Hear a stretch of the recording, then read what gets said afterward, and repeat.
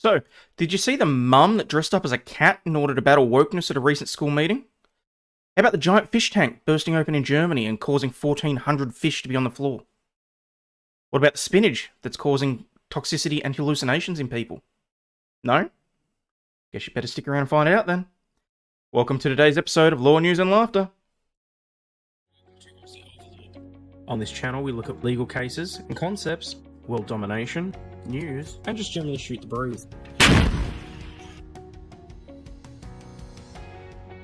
We don't give any legal advice, but we can answer questions and hopefully point you in the right direction. We do not shy away from the topics. So if necessary, put on your big kid pants, have a cup of concrete and pull up a chair. If you have any questions or comments, feel free to reach out to us on Facebook, Twitter or via email, and all complaints can be directed to our complaints department. Make sure you smash the like and subscribe buttons, and now let's get into it.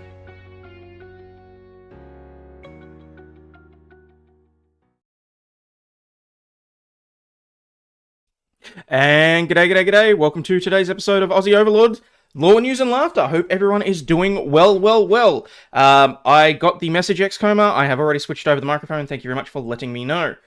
Alrighty, so it's lovely to be back, honestly. Sorry I had to take a day off. Surprisingly, these streams with Jeff for some reason just seem to knock the hell out of me. And I've already switched over. Yeah. Usually I'm pretty fucking resilient, but, yeah. Anyway, let me just double check that I haven't missed anything of particular interest. Thank you, Xcoma, for the gifted Aussie membership that went to Simple Pleasures. Still angry from this morning, but as long as no one calls me, I won't shoot anyone today. Holy shit, Glitterfart, what the fuck happened? Is everything okay? Do you need a hug? That's maxing out. I'm just going to pull that back slightly, so that should be okay in terms of audio. Where are we? Late tech issues, everything was fine with it, and I left it. No, you know what the fuck it was? I didn't do any prep work last night because I fell asleep. I happily admit that was my fucking mistake. There's no issue there. Done with finals, don't know what to do with myself for 2 weeks. Really? Go out and get some, buddy. Get it, brother. Liking the music, got that. Thank you very much. Question is not if boomering is occurring, but for how long. Yeah, well, you know, shit happens. If I'm frank, shit happens. You missed me yesterday? Yeah, like I said, sorry about that.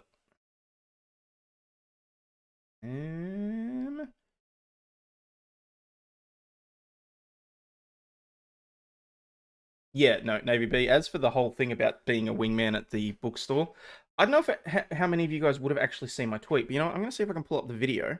Oh, American Dreamer, thank you very much for your super chat. Thank you for entertaining us. Thank you for being here to entertain. Very much, thank you. In particular, given that I know I'm, over a half hour after I normally would be. So, let me just double check.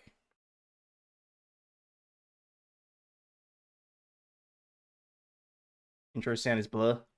It's just it's chill music that's provided by Streamlabs. I don't really, don't really. Oh god, not the bookstore combo again. No, look, I'm not gonna harp on it one way or another, but there's a video that I want to show because I put it out as part of a tweet that I think sort of may help some people understand why trying to pick someone up in a bookstore would never work in today's day and age. And I'm sure some of you saw it, but I do want to pull it up. I'll just take it from my tweets, which would be fine. And then we will move straight into, because I've decided that I'm actually going to start doing topics. So I have a topic for us for today, and I want to get y'all's opinion on it. So, all right, let that go. Pause that, move across to the news page. Tube. Pull that up. Okay.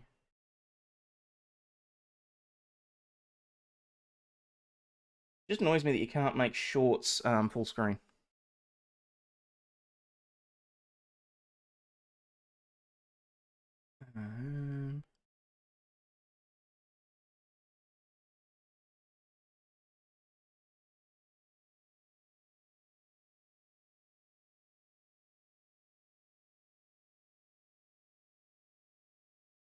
Oh, there's another super chat that's popped up. Another one from Big was Proud Marjorie. You should never say sorry for taking a day off. Cheers. I appreciate that. And thank you so much for the super chat. Sounds good. Excellent. Okay, and that's singles events. Some music would be nice, or you could be singing in the background. Oh, shit. Okay.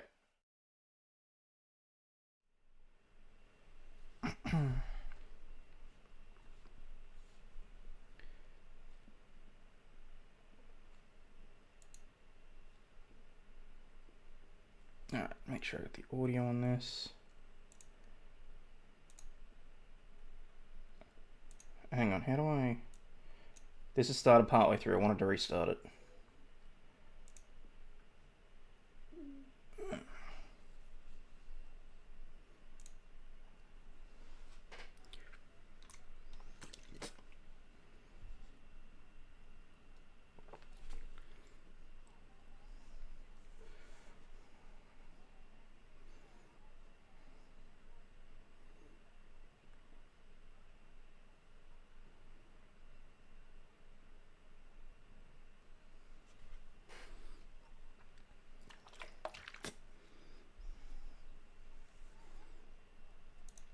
Alright, so you guys have got no sound and I've got low sound. I fucking hate YouTube Shorts. Okay.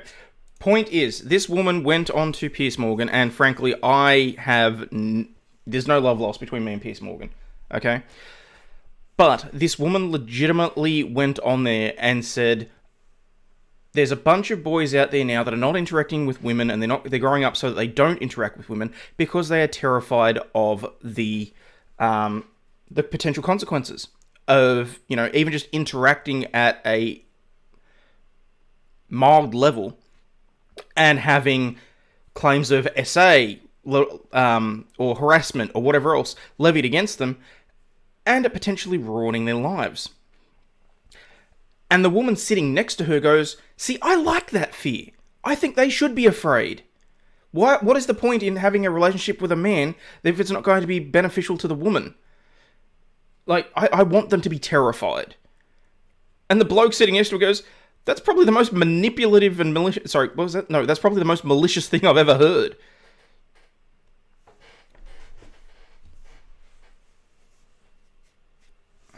Lady speaks for no one. Getting rejected can be detrimental to the state of mind. Yeah. Hey, Flux. But yeah. That was pretty much... Look, I posted that out as a tweet, so if you want to watch the video with sound, though, it's good to be nervous. Yeah, nervous is good. Scared out of your boots to even approach a woman in society? Not so much. And unfortunately, that is the reality. Is that... there are blokes out there that are that actually terrified. And, look, I didn't get to the end of it, but the bloke at the end is talking about the statistics. And they're not wrong. Gen Z are having the lowest levels of sex of any other generation. Because they can't actually interact. They can't...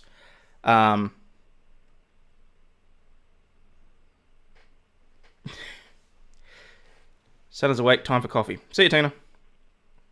So, but anyway, I digress.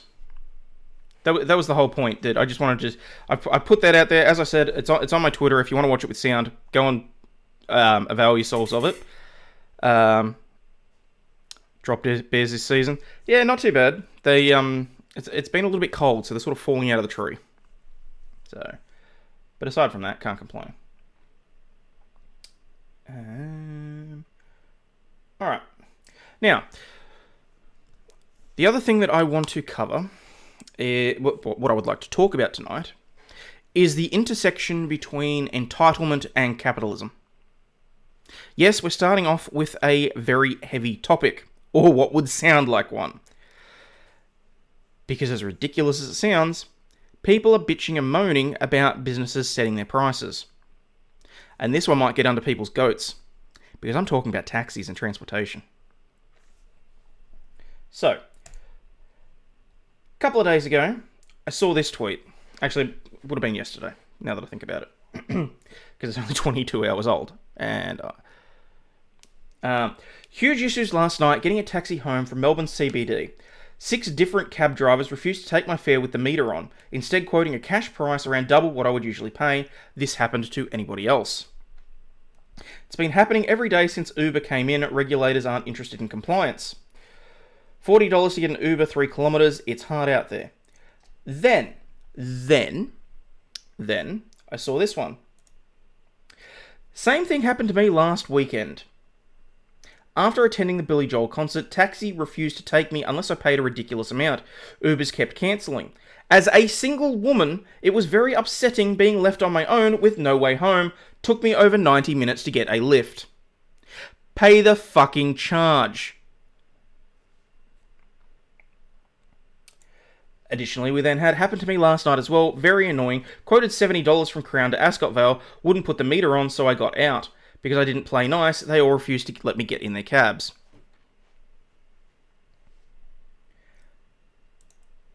And then you got bitching and moaning about this. Hang on.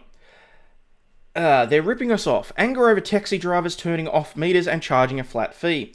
Sydney taxi passengers are reporting that they're continuing to be charged a costly flat rate for journeys as some flout the law by turning off their meters. Under New South Wales law, taxis that are caught from a taxi rank or hailed in the street must have their meter on. Must they? Let's check that, shall we? Taxi fares, point-to-point transportation, February 2018. Fares for taxis which are hailed from in the street or taken from a taxi rank. Fares must be remain regulated. Transport for New South Wales still sets a maximum fares for taxi ranks caught at a taxi rank or hailed on the street. A new fares order came into effect in November 2017, including the removal of booking fees, changing the handling fee to a cleaning fee to a maximum of $120, and the removal of the return toll for the Sydney Harbour Bridge and Turnal northbound trips. Admittedly, this is a couple of years old. I think I actually saw something yesterday. I was rushing this morning trying to find the actual webpage that's up to date.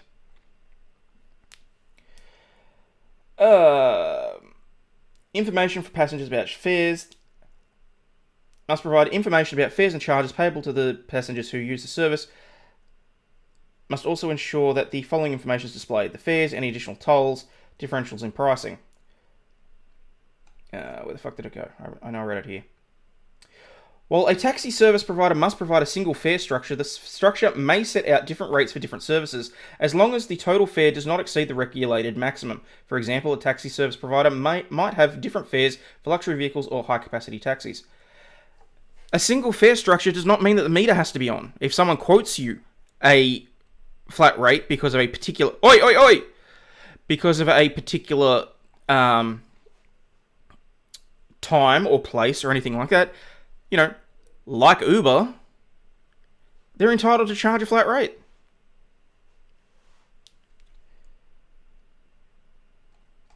So no, this was some bullshit. What was it? Point-to-point fares for book services. Maximum fares. Okay, so this was the website I was trying to find. Maximum fares for rank and hail taxi services remain regulated. Taxi information page. Where did it go? Sets out the maximum fares for rank and hail services that operate in New South Wales. Fares for book services are not regulated, other than trips using the Taxi Transport Subsidy Scheme. Current fare orders was made on 2018. Maximum fares did not increase. Nominal maximum fares have not increased since 2014. So... Oh, hang on. Contains rules for fare calculation devices used in... Oh, maybe I fucked... Oh, have I fucked up here? I don't believe I fucked up.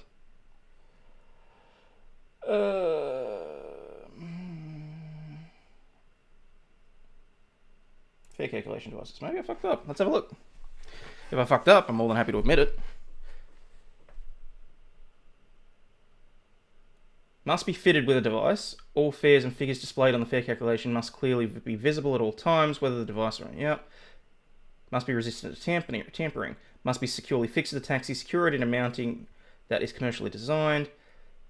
Must not be located in any position or installed in any way which is likely to cause injury to the driver or passenger. Must display the fare, including additional fares in Australian dollars. Be capable of accurately calculating it. Be calibrated. Safety standards specified. Okay. It says that it has to be there. It doesn't say that it has to be used. Thank God. I really thought I fucked up there.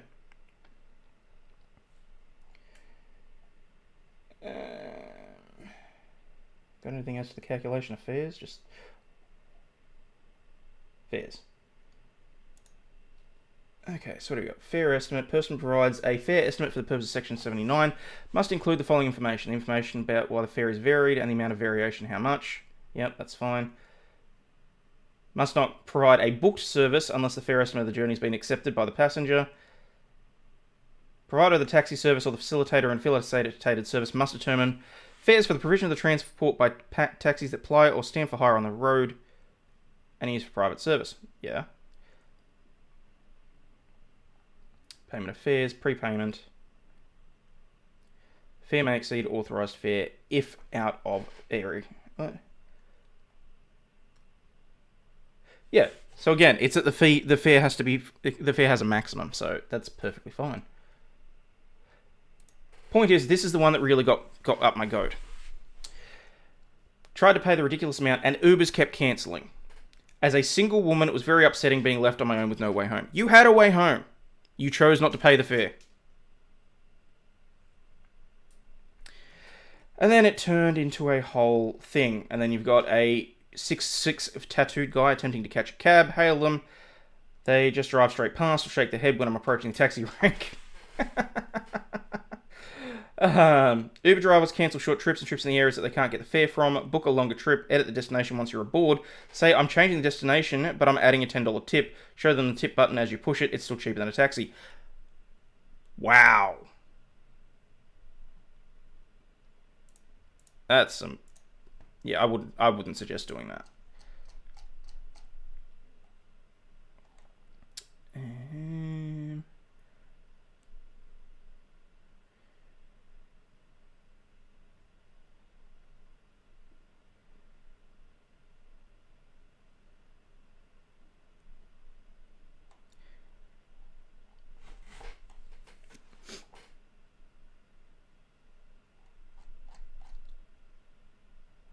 Alright, where are we?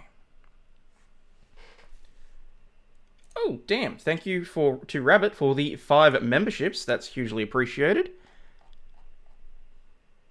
It's probably already Christmas in Australia. Not quite. Close.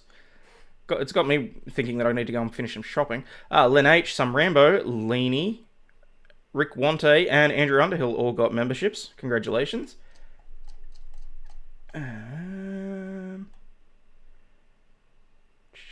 Just double check because I was not paying particular attention to the chat. My apologies. Okay, you guys are all still going on about the dating advice. Okay. Used to live down the road from a taxi driver to give you cheap fares. Lovely.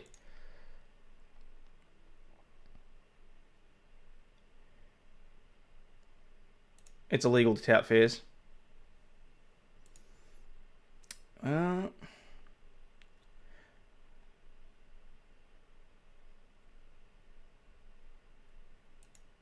Miss Joel, it's going to take a few for the coffee to brew, so I'll be back. Oh, so I'm back. Oh, fair enough. Last time I was in a taxi, Fred Flintstone was the driver. Oh, what the fuck? VoiceMod wants me to join their partnership program and unlock a new revenue stream for my channel. Why the fuck would VoiceMod be providing me with a revenue stream? No, I think I'll exit that, thank you. Never takes an taxi or Uber or anything like that, or a city bus. I've always had multiple cars. Only own 2 at the moment, 2011 EG with 42k on it, and a 68 SS Nova. Okay. Oh, yes, people, please don't forget, please remember to hit the like and subscribe buttons, double check. Somehow, the subs that I got while I was on Jeff's show the other day, Susan has taken them all away. Like, I don't know if it's the exact individual people, but I'm pretty much back where I started.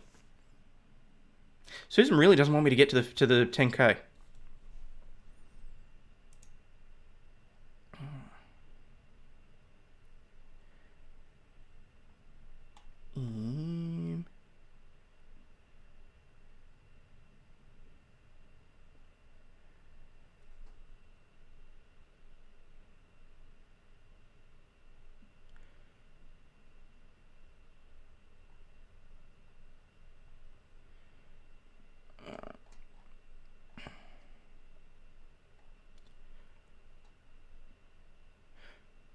Scared of Jeff singing Korean.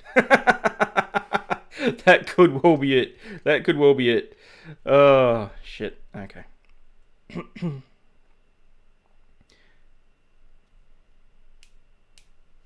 Updates on my business helper. In what regard, Matthew? She's jealous of Kinky Corner. Quite possibly. Quite possibly. Alrighty, hang on. Let's just...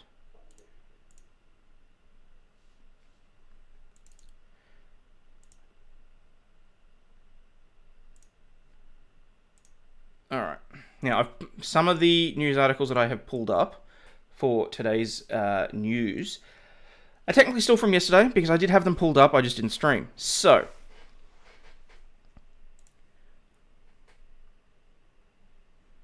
hang on, what's happened there? There we go. That's better. What was that? I saw something about Corey. Coming in, did you see his unboxing? Would love to see the kid make it to 1 million. I did see the unboxing. I think that really warmed my heart. I really did. Oh, I said I was going to get someone to help out. Yeah, look, that I'm probably looking at sort of starting and figuring out probably closer to January. I'll be looking into that a little bit more. Susan wants you to spend money on ads like microtransactions in games. Of course she does. Like, it's the whole thing about monetization. But yeah. Oh, actually, guys, that does remind me. Not that it in any way matters, but if you're thinking about sending memberships or gifts or not gifts, like super chats or anything like that, I know everyone's still pissed off at PayPal. But anything you send me now isn't going to get here before Christmas. And in terms of like going through Google and all that sort of stuff, because I won't receive any of that until the 21st of January. So if you're thinking of sending stuff for like Christmas or anything like that, PayPal or Stripe, still the better options. Don't get me wrong, I'm still pissed the fuck off with them too. But I'm just saying. Just to let people know. There we go. Don't forget to support Hayden and hit the like button. Yep.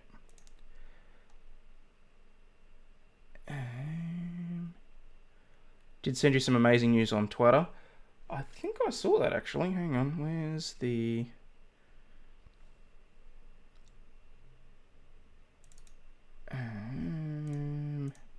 No, don't want to do that in case it hits up on stream. Where's my Twitter gone?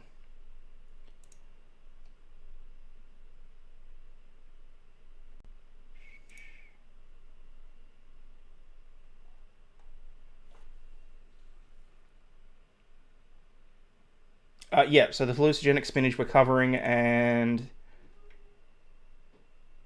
I'm pretty sure I got that. I'm pretty sure I got the other one, Xcomer. But we shall copy that link just in case. Okay. Alrighty. Might bring that up. No, we don't have Venmo here. That's one of the things that annoys me. Venmo, Cash App, all those sorts of stuff are very much unavailable, which is really very annoying.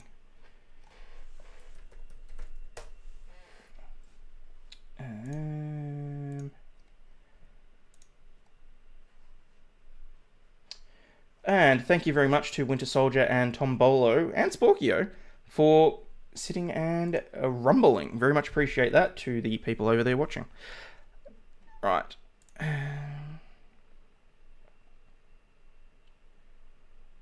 Crack in the Box has reached 200,000. Did he? I haven't seen as of yet.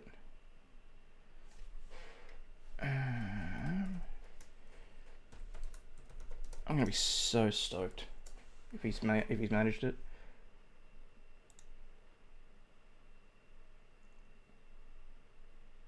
Yeah, I don't actually care about the video so much as I do about his channel. God, I hate Bing at times. I mean, I don't usually use Bing. It's because it's built into Edge, and it won't let me change it for some stupid reason. 201,000! Fan-fucking-tastic!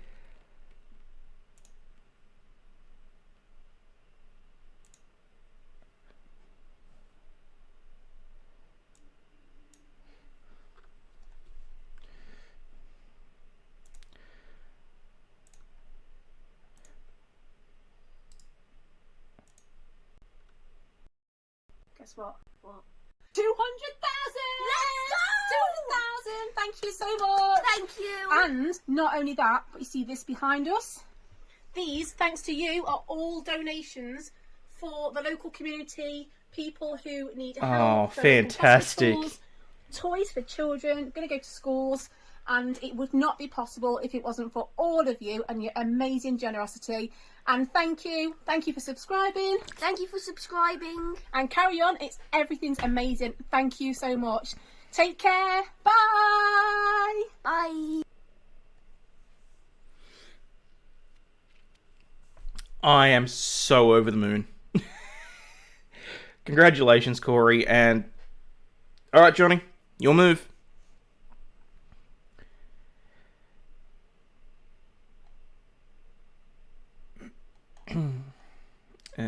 Shit, chapter jumped.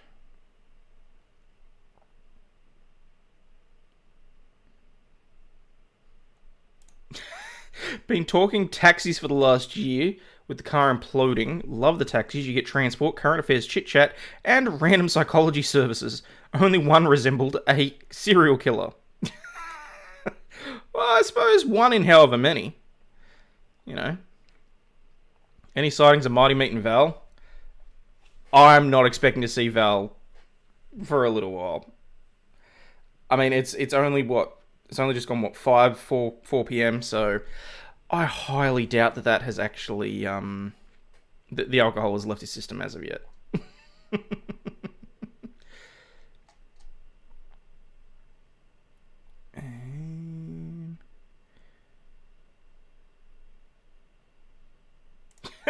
No, a Nigerian prince will send you cash. About 6 million, just need your details. I would have thought that by this stage, that,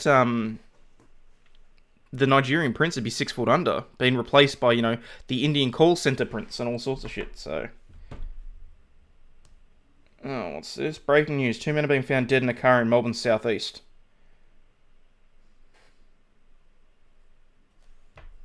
Right.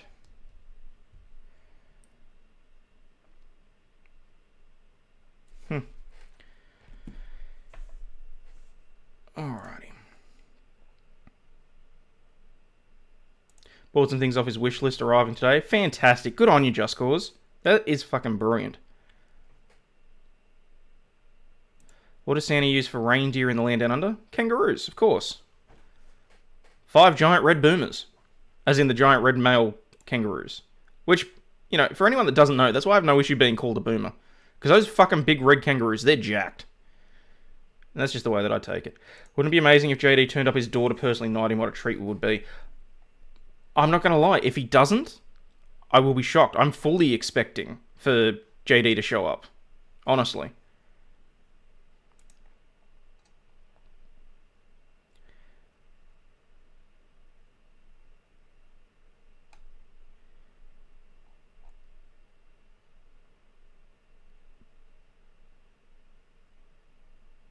They've been a great addition to your streaming lineup. They do some good work. They really do. And they're entertaining as fuck, so that's the main thing.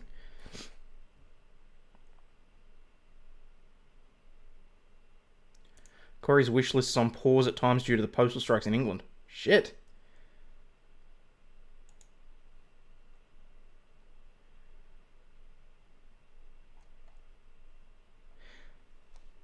Is it true I don't get Lucky Charms in Aussie? No, we don't have... So the store that I buy them for $24 a box, so what, $16, $18 American, has to import them, so... Thinking something could be well in the pipeline, I swear I'll be crying like a banshee if he does. Do the big red boomers fly? That's actually a very good question. I don't know. I know that they trudge through the bush. It is what he said he was going to do, yeah.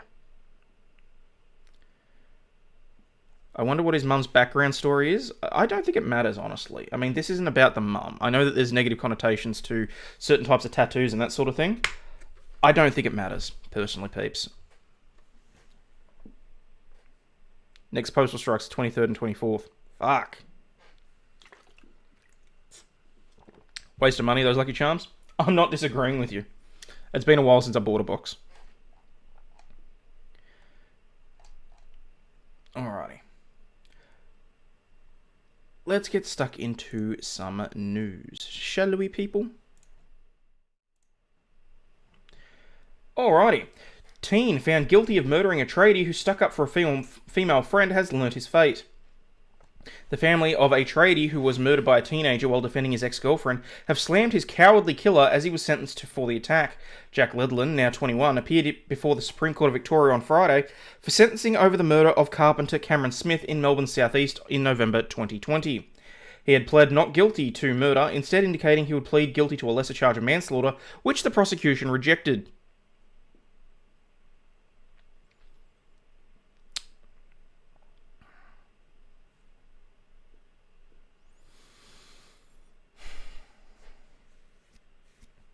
What's a tradie? Anyone that engages in trade work. So carpenters, plumbers, electricians, plasterers. Context is important and needed. Do you have questions? Oh, because her tattoos are not prison looking. Okay.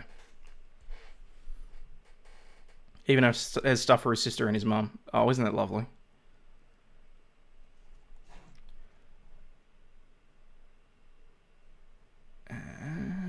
Okay. Yeah, no worries. His lawyers had argued that the 19-year-old accepted responsibility for his death, but did not have murderous intent during the fight. Agree to disagree.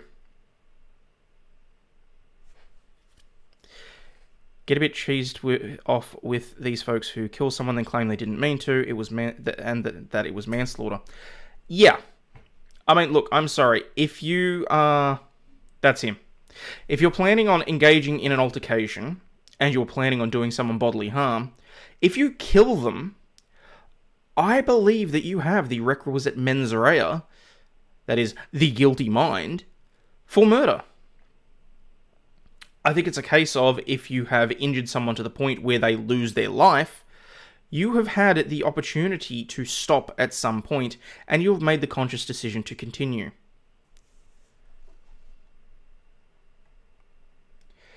But after less than 24 hours of deliberation, the jury found him guilty in September this year.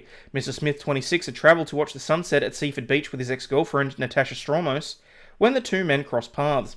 They didn't know each other, but Miss Stromos had previously had a trivial run-in with Ledlin's girlfriend, Scarlett Taylor, at a Christmas Eve New Year's party in 2019 over a can of alcohol.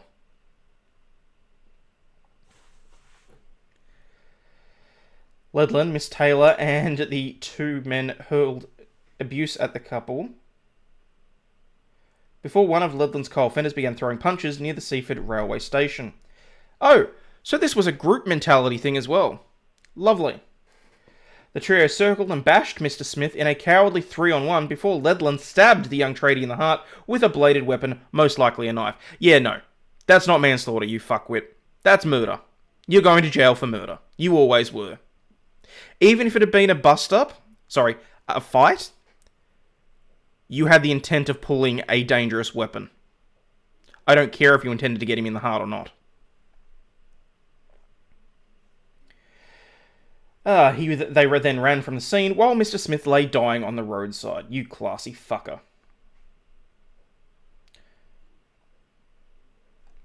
That's the deceased's family.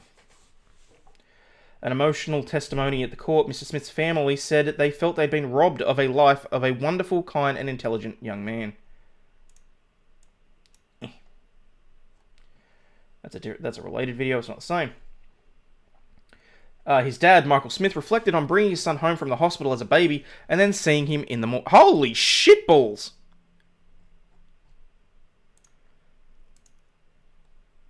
Thank you so much for that incredibly generous super chat. Thank you. She is a mother who is losing her sweet son. People should look at the human, not the outer shell. My heart hurts knowing only part of what she's going through. It's absolutely worst loss of feel and have to experience. Wish everyone would look more with their heart and not with their eyes.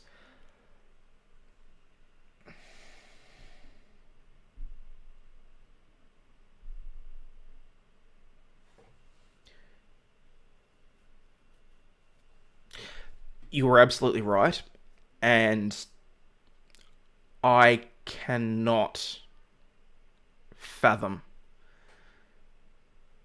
the kind of pain that she and you have both gone through. I hope to God that myself and any other parent never has to. I know that that is unrealistic. I know that that is...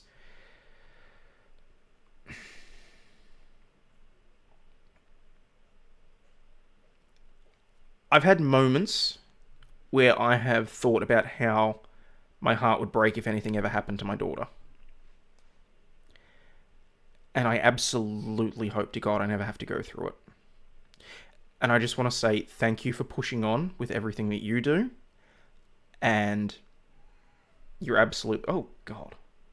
You're absolutely right. Everyone should definitely look with their hearts and not with their eyes.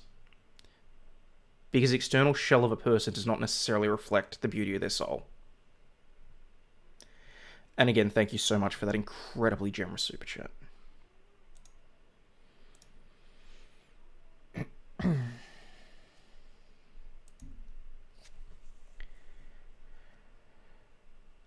Whew. The haunting images will be with him for you know what? I'm going to move on to a different story.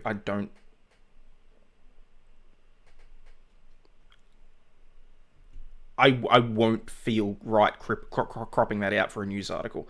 So what I will do is I will leave this as part of the video, and I may reread this one. Roll ad break abort.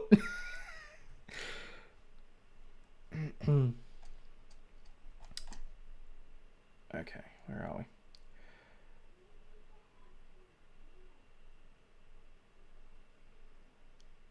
Told by a wise teacher in life, we own nothing, everything is borrowed, and when it's done, it gets returned. No, God, no, you're in no way a downer. Honestly, if anything else, it's more out of respect for yourself and for Corey's family. It's in no way a downer, honestly. Look with hearts, not your eyes, good words. Yep.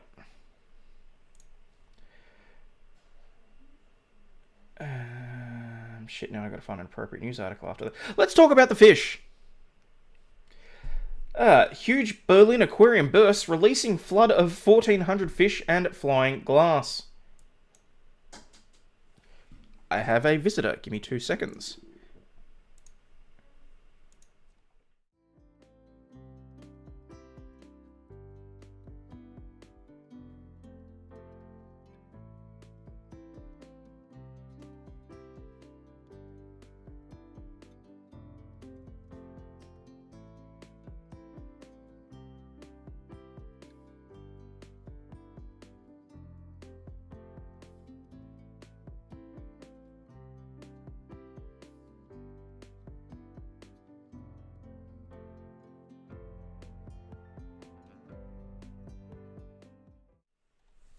That was perfect fucking timing. Oh, shit.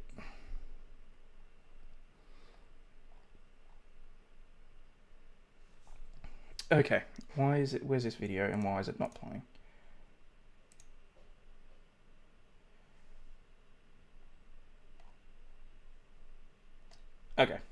Looks like they might have swapped the video out. That might be why. No, you're just going to give me grey noise. Okay. Bet all the local fish and chip shops are racing around to grab up some of the fresh produce. Hang on. We have a celebrity in our midst. Sorry I'm late. Got a bit of a headache. Lol. Welcome to the party. Valhalla awaits. It lives. How is the head, buddy?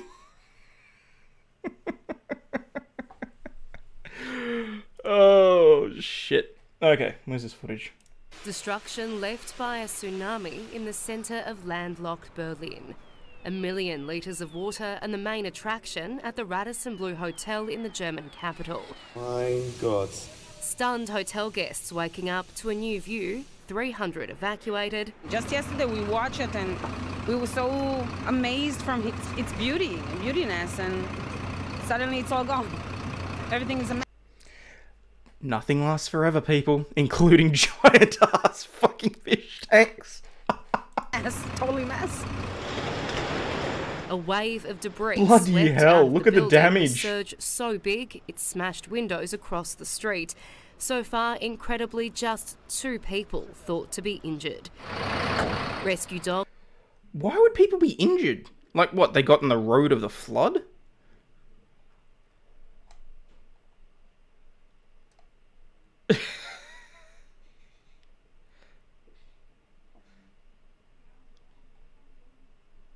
That's a personal... What, how's the head?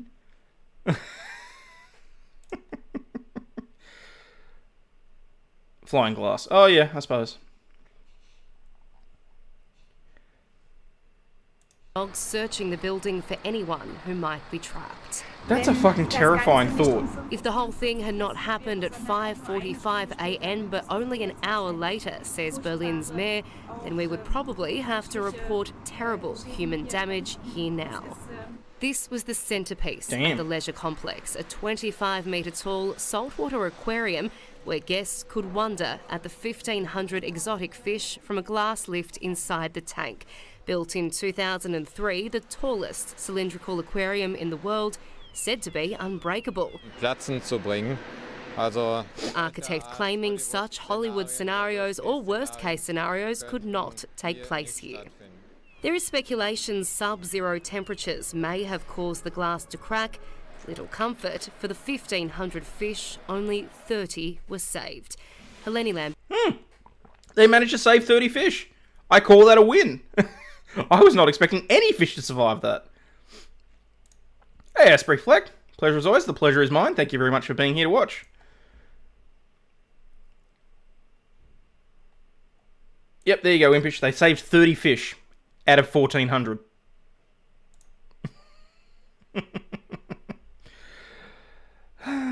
Engineering failure, some asshole cut corners. Quite probably, yeah, I would say so. Piranhas only eat people when they're starved, really? Unbreakable like the Titanic was unsinkable. Yeah.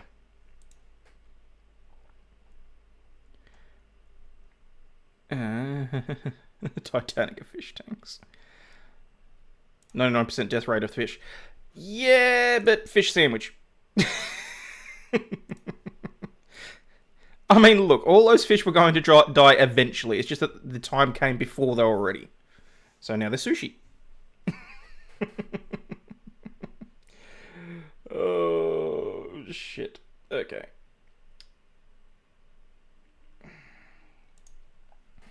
Alrighty.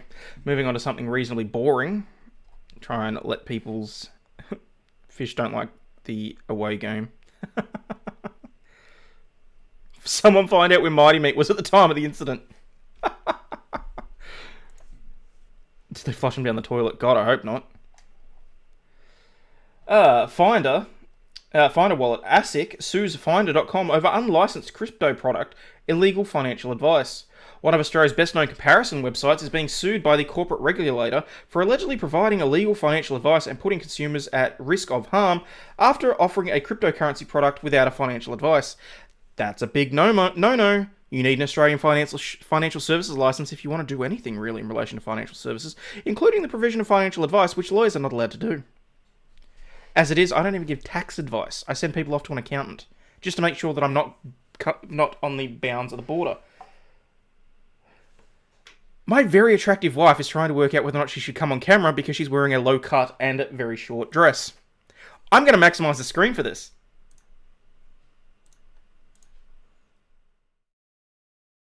Thank you, my dear. How many people are watching you? 88?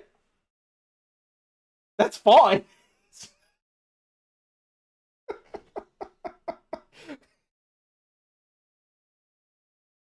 People are saying, come say hi.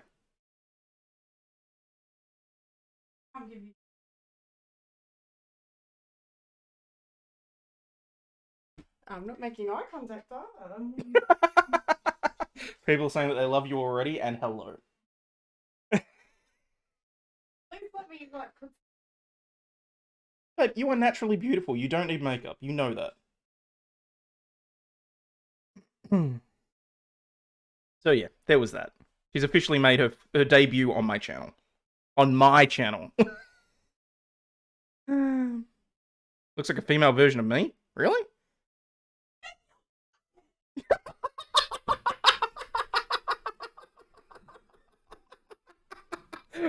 Way to piss her off!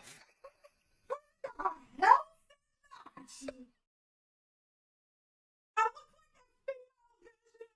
husband is the worst insult ever.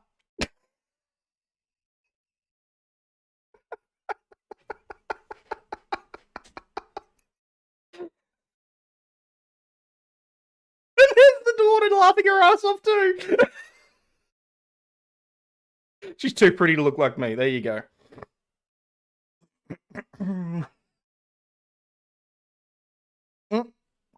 I don't need to worry about patching that up. That was nothing from me.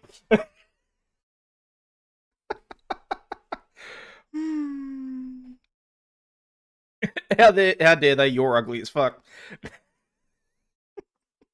Don't worry, guys. I will show her the fucking transcript. Love the mug. Yeah, this one is actually a custom made one. This was done by a friend who runs a like stationery and mugs and all sorts of stuff. What's on the mug? It's Bluey. This one specifically says "Best Dad Ever for Real Life," which is a line from the show. Yeah, on the other side, it's got the dad pulling the cart. So, shout out to Spark L's Creations on Facebook. Alrighty. Where are we? Good. You can't buy that sort of shit. That's great. I couldn't have written that if... Oh, she'll be back. Don't worry.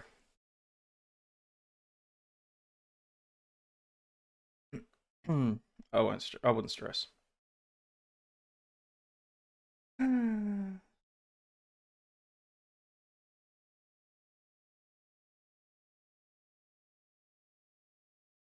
Mighty Meat and Valhalla beat me to the reveal.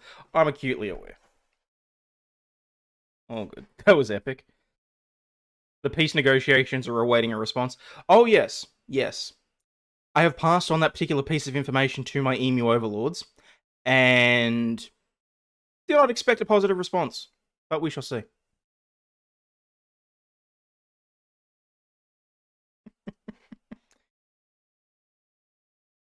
Negotiations. Yes, the boys over at Mighty Meat and Valhalla have decided that they would like to join the war on offense, and we're currently in negotiations as to troop negotiations and movements, heavy weapons, artilleries, and whether or not we will trade mod for mod so that Mighty Meat can actually have a wrench on this channel. I don't like his odds, but we shall see. What's the wife's OnlyFans asking for a friend? She doesn't have one. Yet.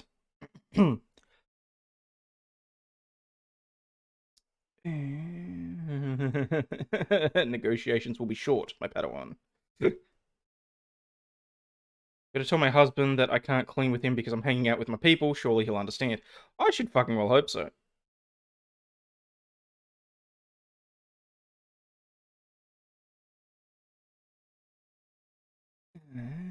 What sound does an emu make?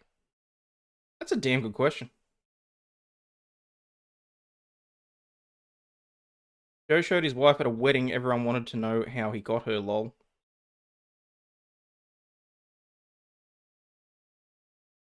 Hey, good morning, Carlos. 247, how are we doing?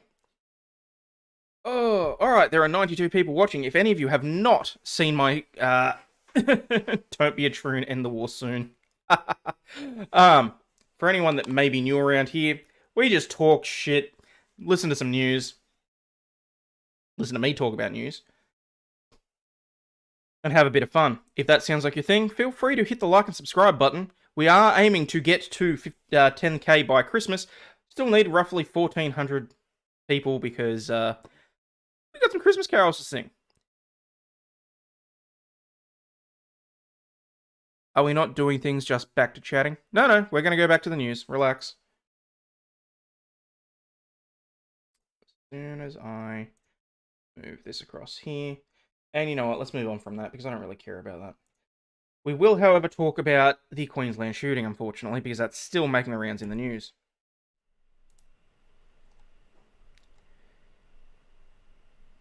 Extremist views of Gareth, Stacey, and Nathaniel Train exposed in YouTube videos from night of police shooting. I watched part of this. The videos themselves have been removed. I'm unable to show them. Not that I really would, because out of respect for the family of the deceased officers and the families, there's been a specific request that the videos not be shown in media or on the internet.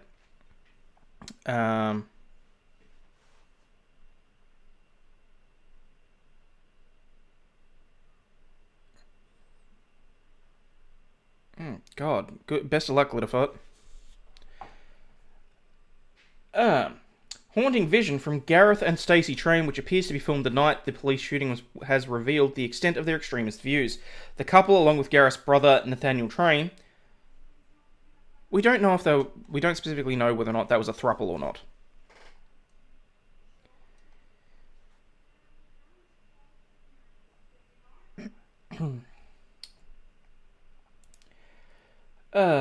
Shot dead 2 police officers and a local man before 3 offenders were shot dead by police. 4 officers had gone to the remote property to investigate a report about Nathaniel Train going missing from New South Wales in October when they came under fire. Police Commissioner Katrina Carroll has described it as business as usual on the job. In the video uploaded to YouTube, the violent extremists say devils and demons came on their property. They came to kill us. We killed them first.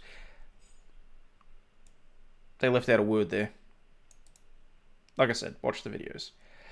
Stacey is next to her husband Gareth in the vision and says, "We will see you when we get home." That was creepy as fuck. In another video, Gareth says previous welfare checks had been conducted. When asked about Gareth's claims, Queensland Police said it would be inappropriate to comment. The YouTube channel, which has now been deleted, contained many posts referencing bug conspiracies, anti-umbrellas, and sovereign citizens. The ABC has retrieved an archive of the videos from both YouTube and another video platform that is popular among far-right and fringe communities, which appears to belong to Gareth and Stacey Train. Police are aware of the vision now, which is part of their investigation. A day before the fatal shootings, the second channel also posted about Nathaniel's missing persons case, as well as several anti-police videos. Metadata scraped when the videos were archived wshowed it was posted on December 12, the night of the fatal shooting. It is unclear when it was recorded. Stacey and Nathaniel Train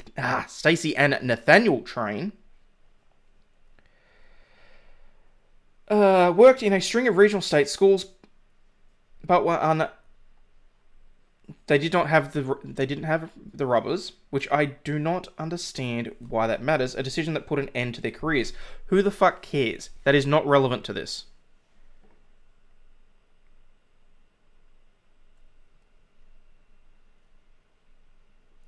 Stacey Train quit her job at Tara Shire State School on December 16, 2021. Sources close to the family say that the bug mandates and restrictions made the unemployed 45-year-old mother of 2 more vulnerable to the conspiracy theories held by her husband Gareth Train. Really? You don't think the fact that she was married to him and knew who he was for however many years would have made her susceptible to his conspiracy theories? Oh shit, I was meant to say umbrella instead of rubber. Thank you, Ishkade.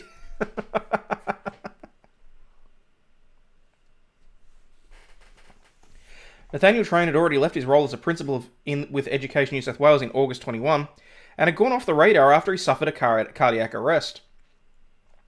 Communications seen by the ABC and substantiated by sources close to the family reveal his mental health had also deteriorated at this time.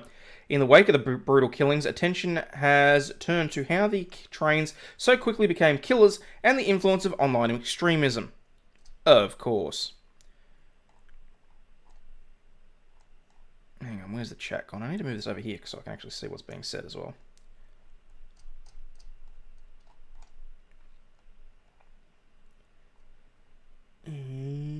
Just double checking.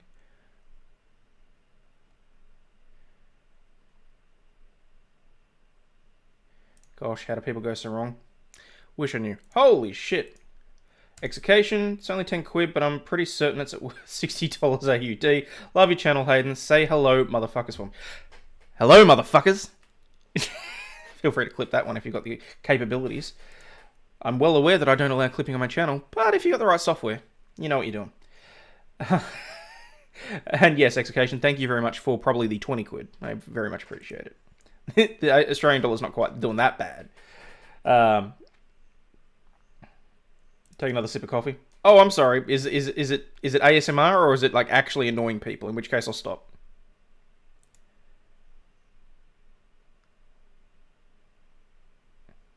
Wait, you mean Team YouTube actually stops bad videos? Oh wait, that was only Twisted Fuckery Twitter. That I didn't, I guess. Yeah. Now do election. Election or erection? Because when it's out of context, I can just use the word election. There's no issue with that.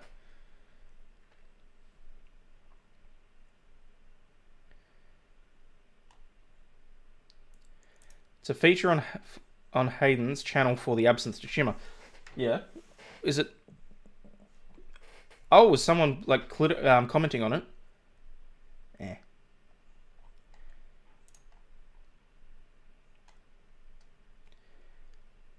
Oh, there we go. I can bring it up. Thank you very much for the super chat, Xcoma. Hey, Aussie, right back at you, Voyager 47. Hope you're doing all right. Holy squid juice.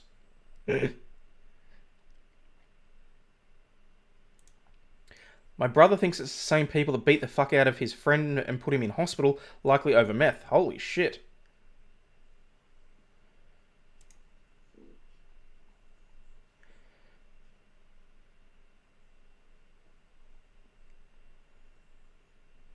No, you're having trouble using your words. Oh.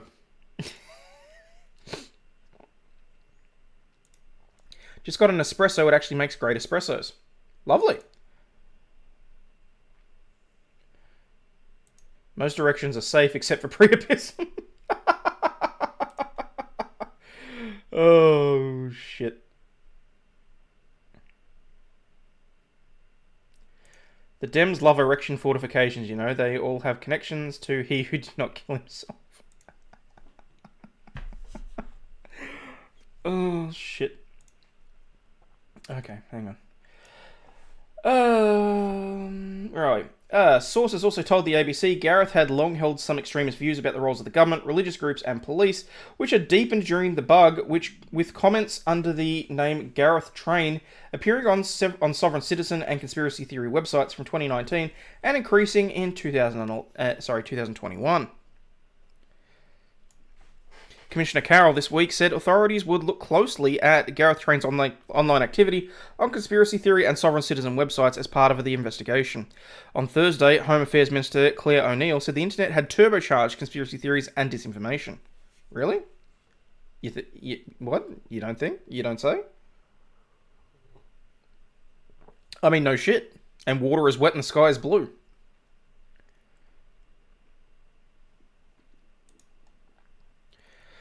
Before we get into the discussion about what happened, it's really important that we let law enforcement and national security agencies do their job. Why the fuck should national security agencies be involved in this just yet? Let them do their fucking... let them do their investigation after Queensland Police have already done theirs.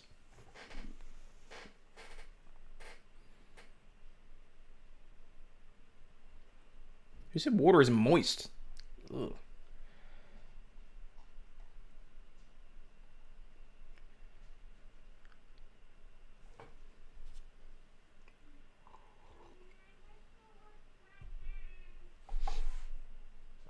Oh,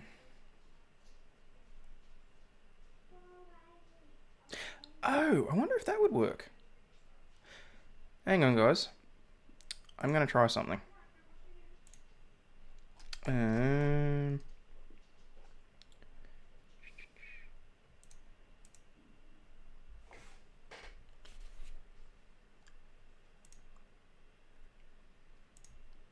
You could hear her? Really?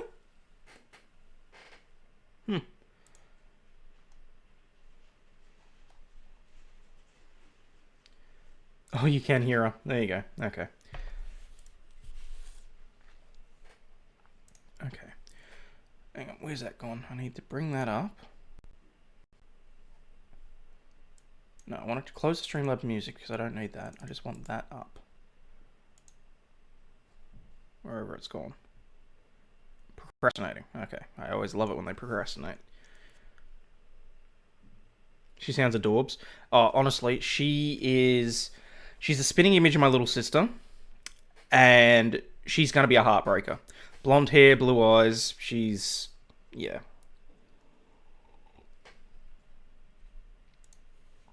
Honestly.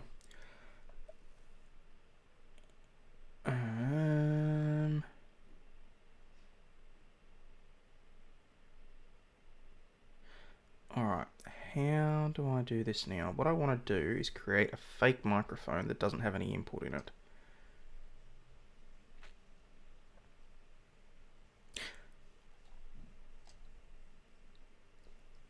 No, that will work too.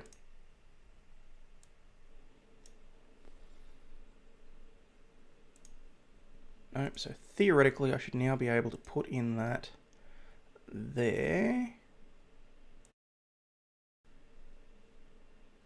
Okay, fingers crossed. There shouldn't be any double up on the audio. But you should be able to hear. Oh!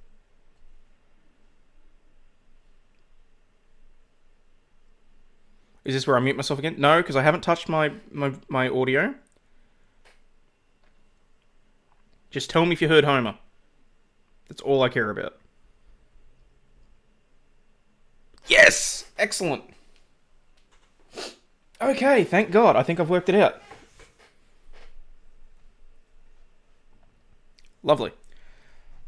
Alright, so as long as I keep that and muted and keep the output volume down and use one of the mics off one of my cameras, I have sound effects! I thought... God bless coffee.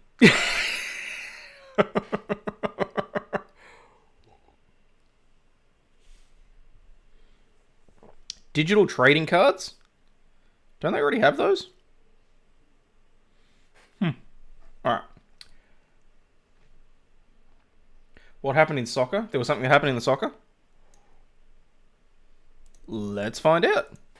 Shall we? Hope Rumble fixes the bugs soon. Fingers crossed. Yeah, I don't know why they would have used glass for that fish tank, to be perfectly honest. Oh, execution, thank you very much for becoming a legal intern. What happened in the soccer? Let's have a look. Read my last message, Mr. Fuzzy Nuts, okay. Yes.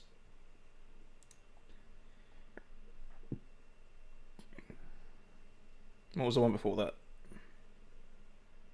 See what happened in Melbourne in the soccer. No, I hadn't. Let me have a look. That's basically what I'm looking up. Damn! Goalkeeper smashed in the face with a bin. Oh, let's see if we got some footage of this.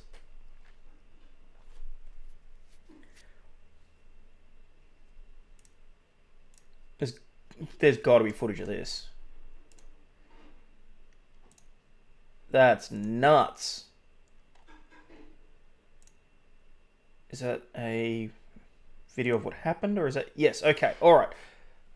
Let's see it. Just make sure that it's not just one of those stupid videos where they just play...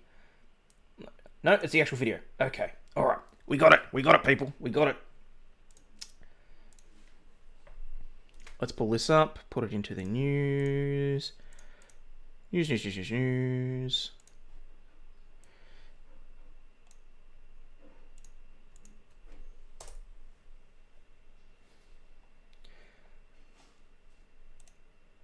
fingers crossed we should also have sound on this too.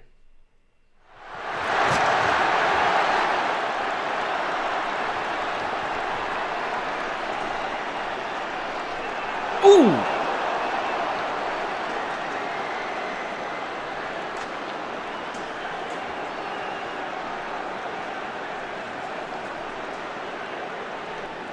Holy shitballs!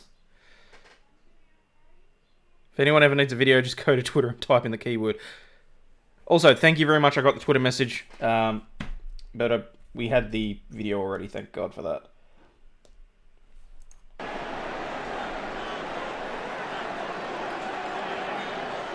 Day of protest across the A-League and the Australian Professionals League. Controversial decision to sell off grand final hosting rights to Sydney for the next 3 years. What?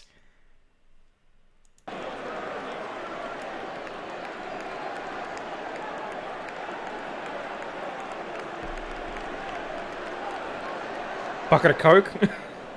Apparently it was a bin. Old school football.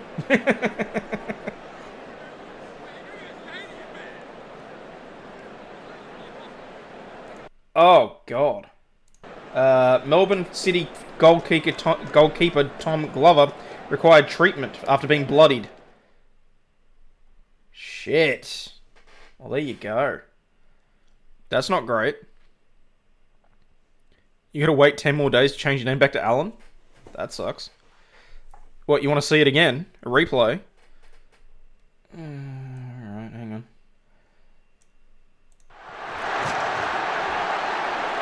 Someone threw a fucking flare onto the grounds. There goes a water bottle. It actually does look like a bucket of Coke, doesn't it? The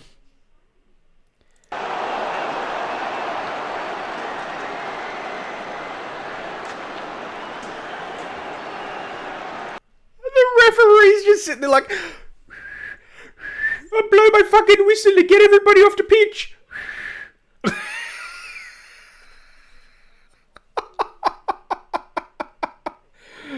Someone threw a flare, guessing you're not seeing this in European soccer. Oh, no, honestly, it's more, how the fuck would they have gotten that through security at the Melbourne Soccer Stadium? Like that, yeah. Welcome to English football in the 70s and the 80s.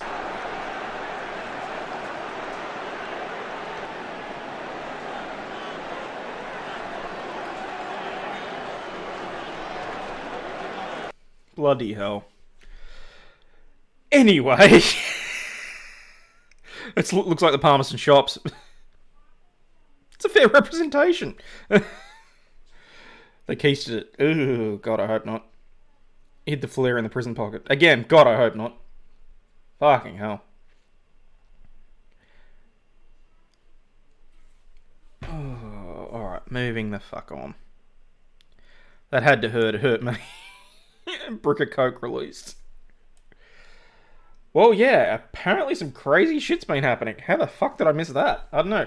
Guys, as always, if there's any news or anything that I have missed, in particular today, given that I'm going off yesterday's news, if there's anything that I need to be made aware of or to make fun of, for God's sakes, let me know. I sincerely appreciate that this was brought to my attention.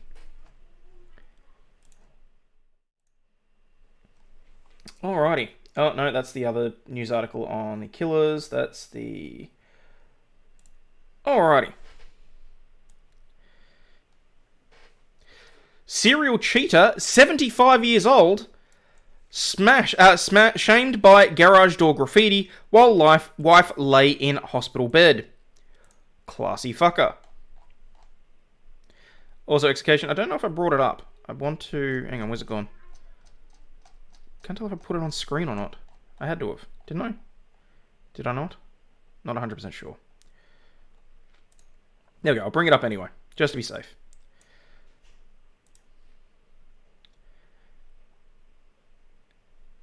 Just being a fan of the Joker.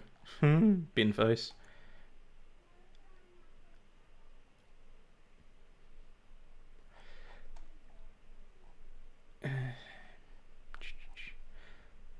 Someone salty. A 75-year-old man has been accused of being unfaithful to his wife while she lays in hospital in a not-so-private fashion after huge graffiti appeared calling him a serial cheater.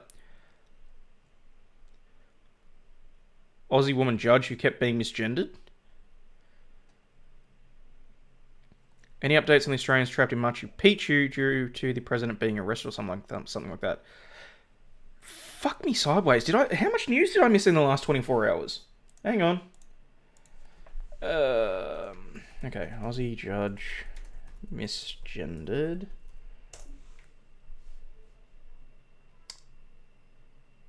Oh, okay, yeah, no, so that was back in 2018. Okay, so I haven't...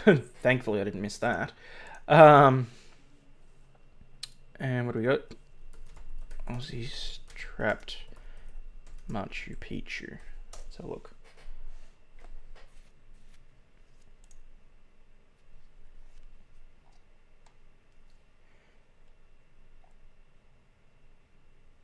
Huh. Okay, alright, I've got that on the cards as well. Thank you very much.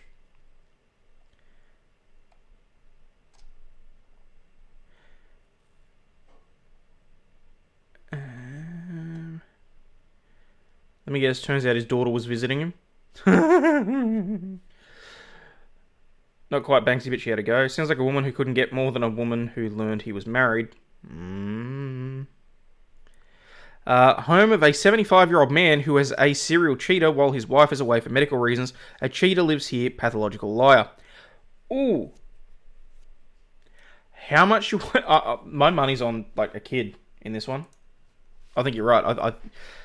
I don't know that this is a jilted lover. A serial cheater pensioner has been publicly shamed with graffiti on his own garage door. How many people have garage doors that belong to other people? Like, seriously, it's like... Oh, it's so fun having these back. Browns. Yay! The man, who is said to be a 75-year-old and married, was targeted with the damning message following his alleged infidelity, reports the Daily Star. A photograph posted on Reddit showed a huge black graffiti covering the garage on the front of his house, which read, "Home of a 75-year-old man who's a serial cheater while his wife's away for medical reasons. Cheater lives here, pathological liar." I will not fuck you, let alone sideways. Low sound though? Yeah, on that particular sound effect it is. The user accompanied the post with the mostly the user accompanied the post on the r/trashy subreddit with their own comment on the situation, writing, "The neighborhood drama has been messy lately." Could be a great ad for Viagra. 75 and still gets it up. Many commenters reacted with shock at the bizarre events, with some also speculating on the revenge-seeking graffiti artist and who they might be. One person quipped, 75 and still chasing, it was my thought. Second was, imagine his 72-year-old wife outside with a stepladder and spray paint. When someone else joked, imagine if it was the wrong house. Seriously, why are we assuming 75-year-old man is Chad Thundercock?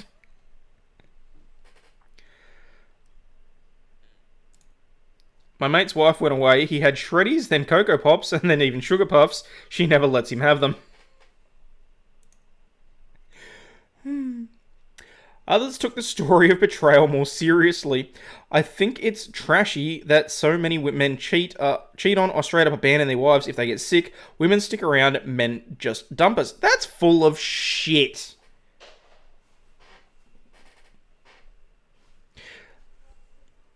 There are plenty of women that will either expedite the process or cut and run if you're in significant health issues. And I speak anecdotally. That's just bullshit. G'day, Sleazy. How you doing? How's the head? Honestly, I'm shocked that Valhalla beat you here. Might have been a neighbour who wanted to humiliate him for something completely unrelated. A serial cheater!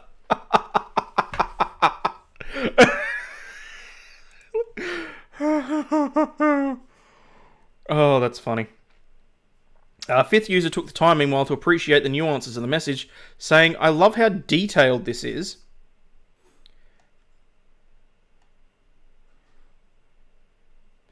Yes, Carter, we're coming to that. Loved how detailed the story is. Even took the time to spray pathological liar instead of fucking liar, etc. Some true passion and hurt here. Earlier this year, a fuming mum went viral on social media for her destructive revenge after discovering that her ex-boyfriend had been cheating on her. Stephanie Henry, 25, from Edinburgh, shared a clip of herself pouring foundation, bleach, and other strange items on her ex-partner's clothes and trainers. We'll overlook the crime she's committing there, but that's not the point. There are so much more creative ways you could be doing that, sweetheart. Seriously. Find a metal bucket, put some lighter fluid in it, and have fun. The video, which was shared on TikTok, was captioned, "Single mama of 2 and ready to move on and continue to focus on my world, on my babies, the only ones who deserve it." Well done. I love that, like, news agencies, because this was, like, shared with an actual, like, news outlet. This wasn't just through fucking the Mirror or anything. I love how they can take a random post and write an entire news article about it.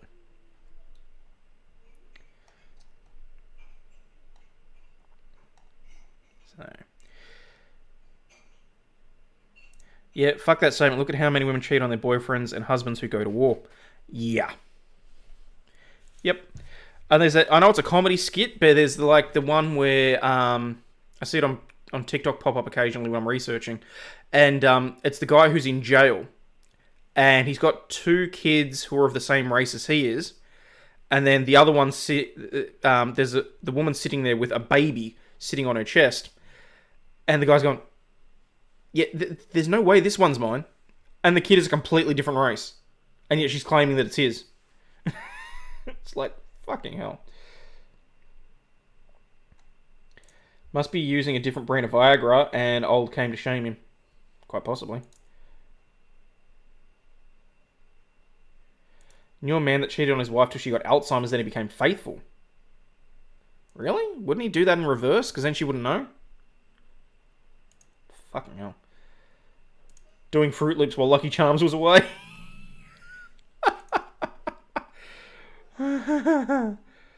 Oh, shit. Creativity is key. Looks like Amber Heard's writing. Okay, you got me on that one. Jody's keeping your girls warm while you're at war. Oh, fuck. Cat Williams gets hilarious. Alright. Hang on, where's my mouse gone? Oh, son of a... I am going to get smoother on the transitions at some stage. Will a kid be next? Far North Queensland family fumes after pet's brutal croc death. Oh look, they fixed it. Originally, they misspelled croc, and they spelled it with a K.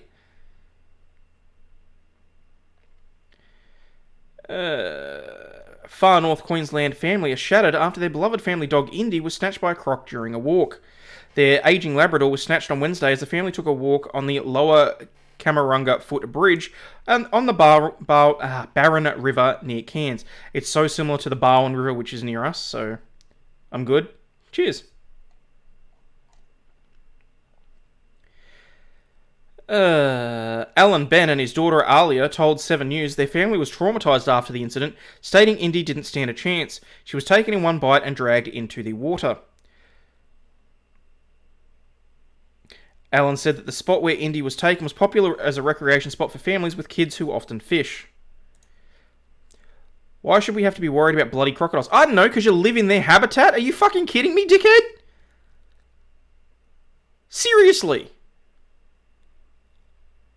Snatched by a crocodile. A croc. Croc.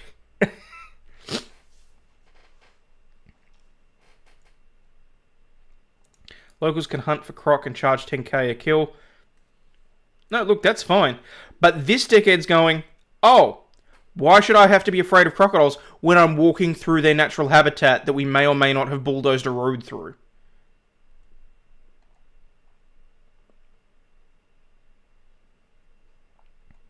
It's a sad story, yes, but surely crocs lived there before the humans built the houses. It's not even that it was a house. He was walking across this bridge here. And he was walking, and you can see how close the dog must have actually gotten for it to take the dog. Like, seriously. They were supposedly walking across this bridge. So it's not even, it doesn't even look like it's a built-up area.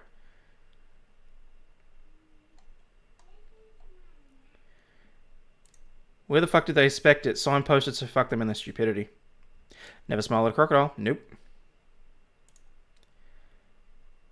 10k a kill ain't bad. No, it's true. You stay away from the rivers. Damn straight. Entitlement taken to the nth degree right there. What a crock of shit. They need to eat, and I swim up here all the time. You take your chances. Yeah, exactly. Every time I went into Darwin Harbour, I knew... When Dad and I would go fishing in Darwin Harbour, I knew that there was a chance if we got too close to the bank, or one of the fishing lines got taken by a croc, or some shit like that, there was a legitimate risk to your life every time. And you know, we went out in a tinny, which I know means various things to other people. It's a small boat, probably 3 meters, one of the aluminum fishing boats. You knew you were taking your life in your hands every time you went out into the harbour or out into the mangrove area or anything like that. Like, you don't bitch and moan when something happens because you're the one that's made the choice to be there. Keep your dogs on the lead when you're in areas that aren't safe. Won't catch me within 15 feet of fresh water in Florida.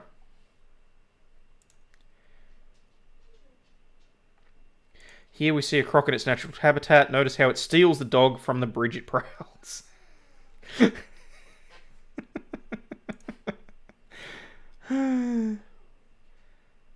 Sweetheart used to eat boat motors. Is Sweetheart still there? Oh wait, no, Sweetheart's not. No, who am I thinking of? I'm thinking Goldie at the crocodile farm. I mean, surely, like, because that was, oh shit, that'd be 10, almost 15 years. No, Goldie's got to be gone. I distinctly remember. Okay, so up in Darwin, you've got Crocodilus Wildlife Park, but you've also got the crocodile farm, which focuses on various types of crocodiles and that sort of thing. They had a crocodile that was big enough that when it laid in its enclosure, it was almost long enough that it would wrap around the pond and come back to snap at its own tail. Like, don't get me wrong, there was still a gap between its head and its tail, but it was fucking enormous.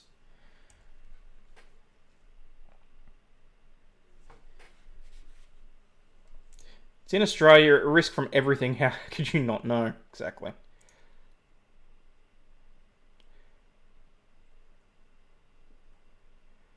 Some famous guy was just snatched out of a boat by a croc. Really? Never walk your dog with it elite. No, you shouldn't anyway. Unless your dog is incredibly well trained and they know to stay within like a foot of you, you don't let them off. And even then it's like, you know. Perfectly safe to walk the track, just don't get close to the shoreline.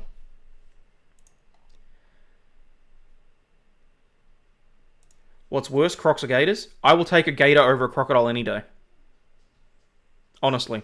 Because of the level of aggression and the actual size. I mean, hang on, let me... Alright, if we're gonna go down this... if we're going down this rabbit hole, I'm doing it properly.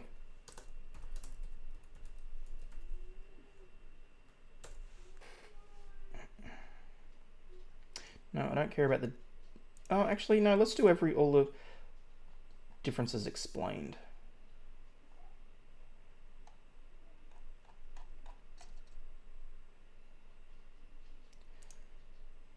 Yep, okay, that works for me. We can use this page. No, I'm not downloading your free guide. I just want your statistics.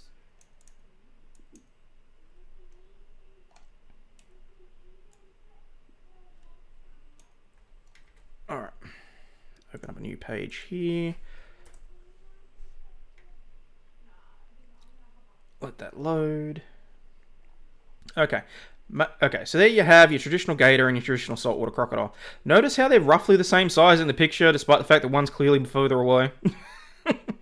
Where's this? Okay, so in terms of statistics, okay, alligator, generally around the 14 feet. Saltwater crocodile is 17 feet. Weight, 500 to 1,000. Crocodiles, 800 to 1,000 plus. Oh, and these are the... oh, look at this. You actually have crocodiles in America as well. Huh, I thought it was just gators. Interesting.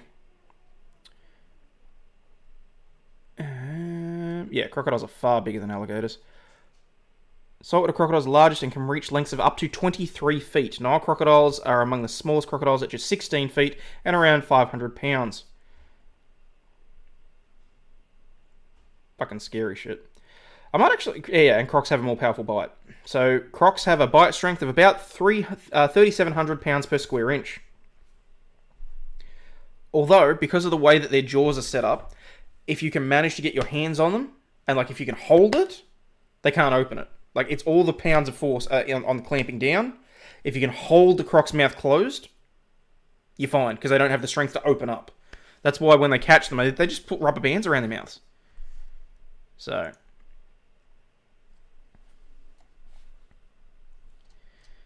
Anyone yelling at me in chat? Let's have a look. Got to be careful at any time, they can just snap. Yeah.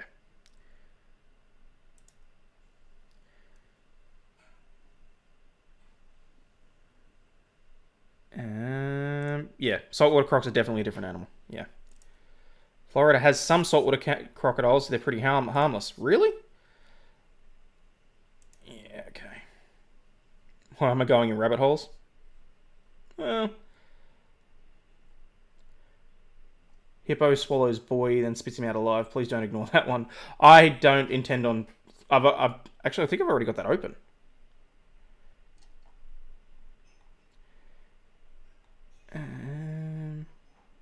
Always wondered the difference instinct-wise. Okay, let me put it this way. When they've put American when they've put American alligators up against Australian crocodiles are significantly more aggressive.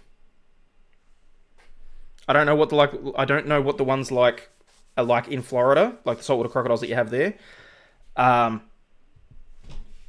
Yeah, they're fucking yeah. Kakadu National Park has all the stats. Thank you. Don't know why I was bothering to look at that. Hang on.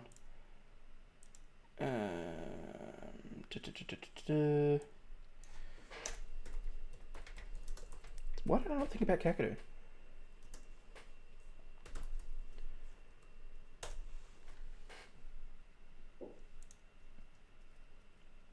That was really stupid on me. Discover nature. Animals. There we go. Crocodiles. Oh, this is actually a good website as well if I ever want to look at the other things. River sharks. Huh, cool. Behavior. Saltwater crocodiles mostly feed on fish, but may also take turtles, birds, and large land animals such as wallabies, dogs, pigs, horses, cows, and buffalo. Freshwater crocodiles eat fish and small animals such as frogs, lizards, snakes, rats, bats, insects, and birds. Like all reptiles, they rely on the environment to regulate the body temperature. Yeah, okay, that's just... That's the boring shit for the kids. Where's the guide on the crocs? There we go.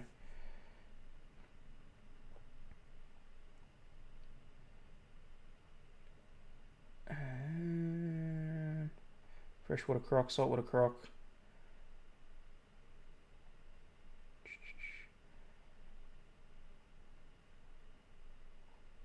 I mean, you got to remember, okay, guys, saltwater crocs are bad enough. We had guys literally hanging from helicopters in order to collect their eggs. So. But anyway. Generally just try to stay away from anything cold-blooded. That includes gators, crocodiles, and Democrats. Alright, you got me there.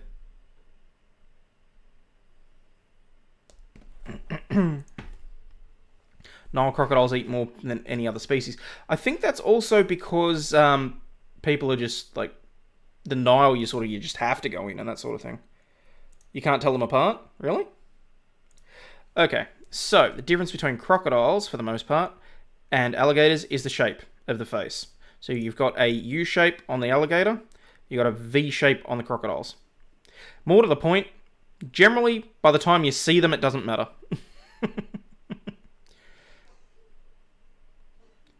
Can safely say they're bigger than a pet dog. Yes. What's worse, alligators or crocodiles? The one that's closest to you. Bet they run fast. Dude, seriously? Crocs on land can be quick over short distances. Like, that's the thing. It's not even like... Look, you literally have to run in a zigzag to try and confuse them. Because if you run straight, they can chase you down.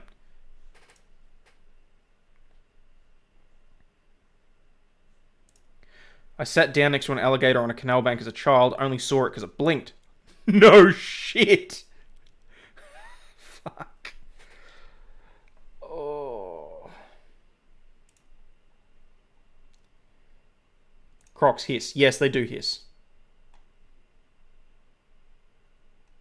They're pissed that they're in Australia.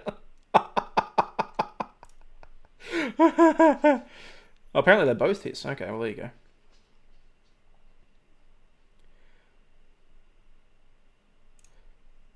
Can swim with a croc at Crocosaurus. Oh, have they still got when was Crocosaurus opened? That's the one where the no, I know this.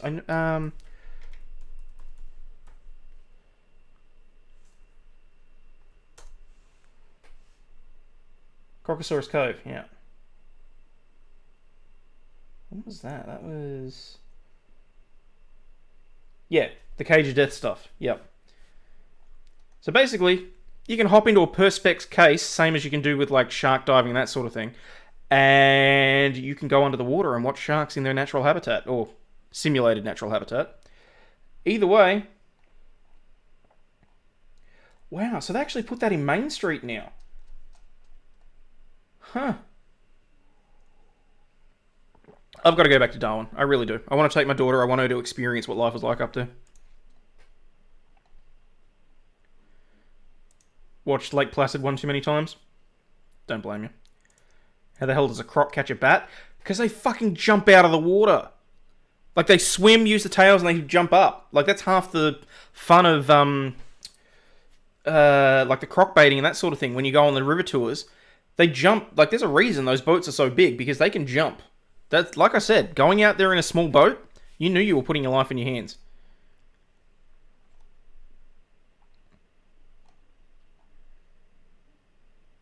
Picture's freaking you out. Scroll.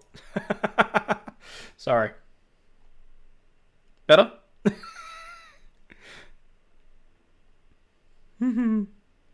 Like a dolphin? Tell you what, how about I see if I can find a video on YouTube so you can have a look, see what it's like when they jump out of the water. Wangi Falls. Ooh, that's a good call, Andrew. Thank you. Louisiana, they hang bait from trees during gator hunting season to catch them. Do they really? Alright, hang on. I'll see if I can get footage.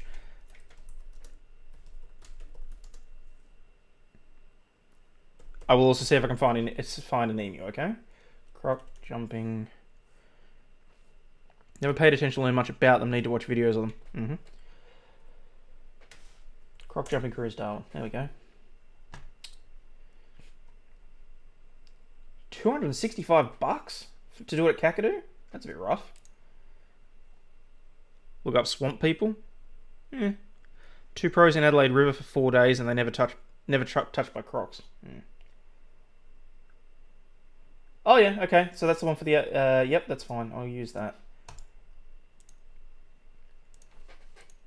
This actually is on the Adelaide River, so that'll work. Kaka don't. Not for that price.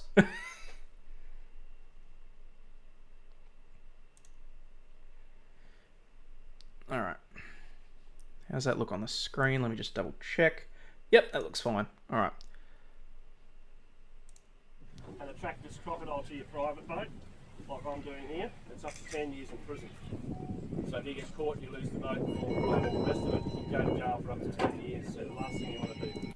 And we're just going to pause every now and then. His head is huge.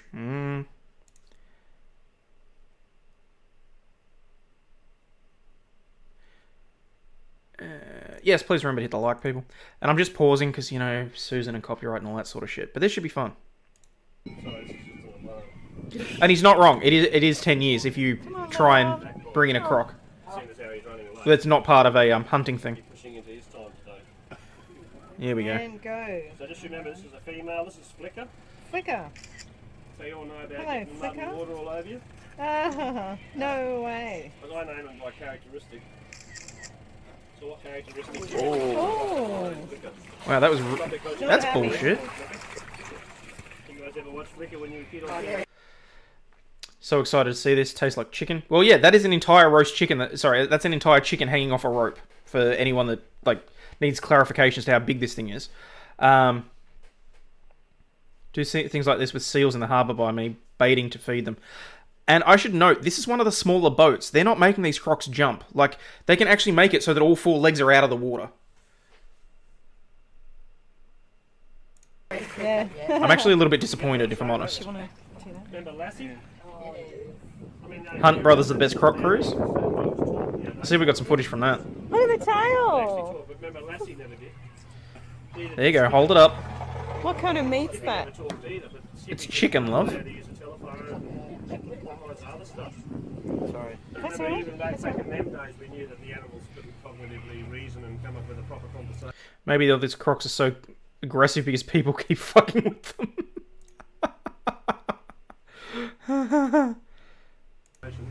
But today we words Come on, get her up. Get her up. and we do it with the real ones. Remember that crocodiles are very uniquely different. This is a very, very different and unique species.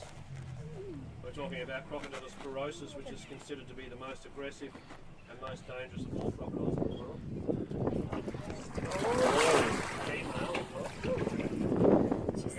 Male and shorter. It really wasn't that high up, but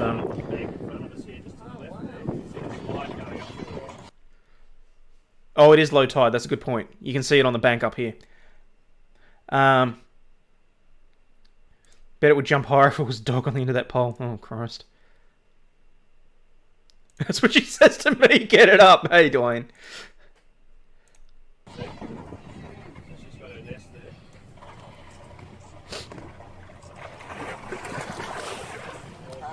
Is that a chicken carcass? It's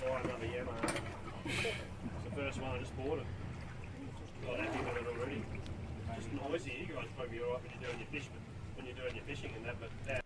Alright. I'm going to see if I can find a better one, because that was a little bit disappointing, I'm not going to lie. Because they can get them, like, right up there.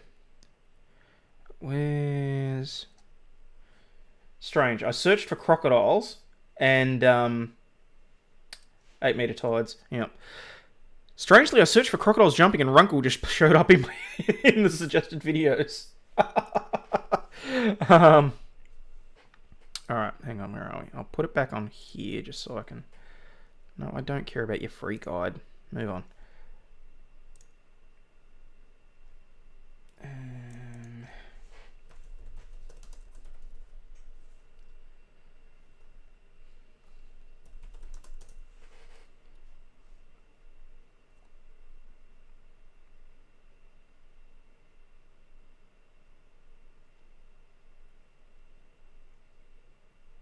Can't tell where that is though. That looks like it might be an alligator.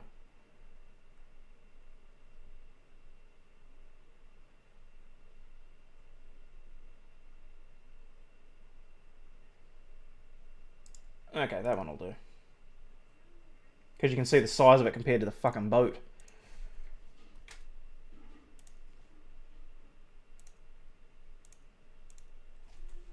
Wait, did I just click a thing to follow that?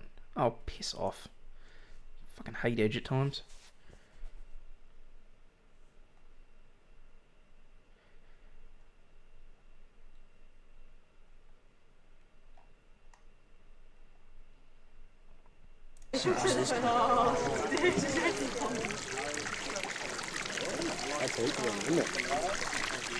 Check Twitter. Okay, thank you.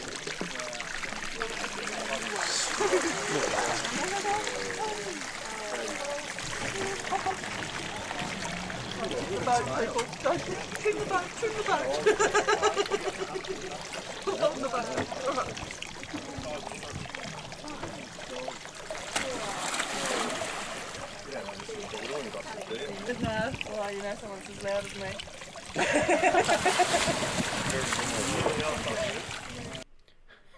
It's coming over a tad fast. Is it hungry or what? Well, that's the trouble with these sorts of cruises as well. They get used to receiving the food, so it's like, ooh, free meal. All I have to do is jump for it, and you know.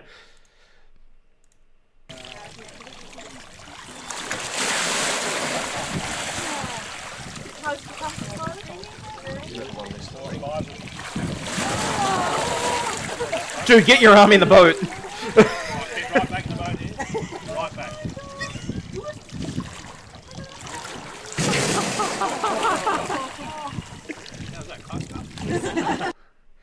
His head's bigger than my pitbull. I love that line. Was that close enough? Get him on the other side now. Yeah, Lisa, look forward to that.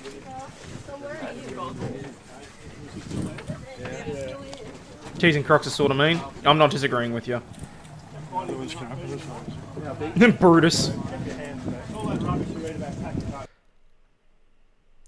Alright. 6.1 meter crocodile.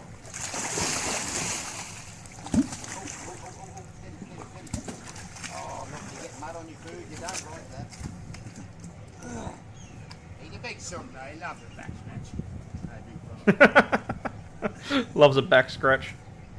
These rows of lumps running down his back, called osteoderms. There's blood flowing through them. Look at this. Rock hard. That's his armour plating. Mm-hmm. Belly. Soft as a baby's bottom. That's the Gucci handbag. That's fucking horrible.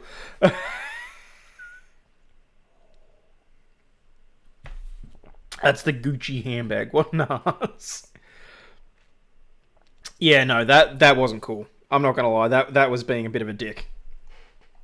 So, anyway. So yes, guys, that's sort of what you're looking at when you're talking about crocodiles. The stuff that was sent through to me. Just having a quick look. Thank you very much for sending that video through. I think that's... Oh, that's more about the broom park. First person to throw off the boat was the guy with the stick. No wonder the crocs are pissed. We're going to need a bigger boat. Honestly, I don't understand. So some of the ones that they go out in, the boats are friggin' tiny. So... But anyway. Where are we? So back to this news story. So that's why this dickhead with his dog is a little bit butthurt, because, oh, I took my animal that isn't usually in their territory into their territory, and I'm surprised that it got eaten. Gators and crocs are fascinating. Very much so. We're obviously traumatized, but thankful it wasn't our child who stood in the exact same spot many times before. Then do better parenting. His butt hurts from getting bit by a croc. Thank you for educating and scaring the hell out of you. You're very welcome.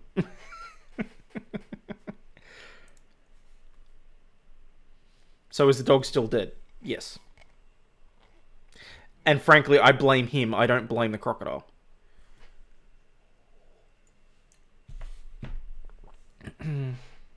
Let Darwin take its course. That's funny on a number of levels, Furby Slayer, given that given most of the videos we just watched took place in Darwin. Crystal just got here. Oh, Crystal, go back like a couple of minutes. Watch the crocodile videos. So the croc got a Scooby snack.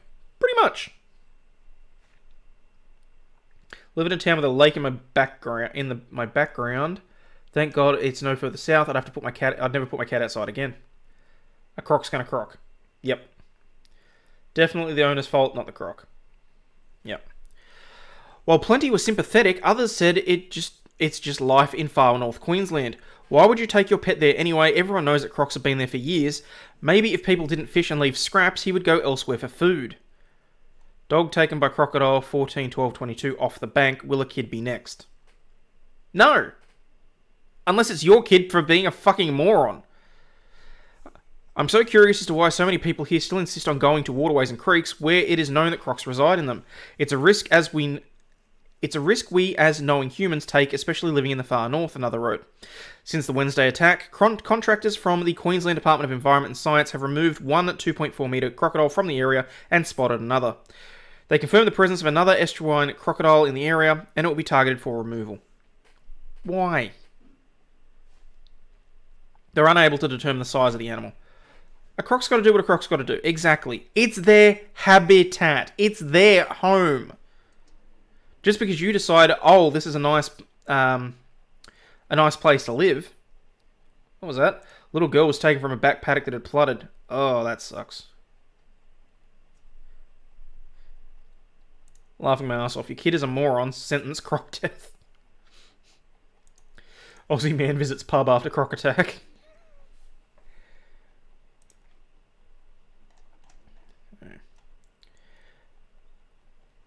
Walk softly and carry a big gun.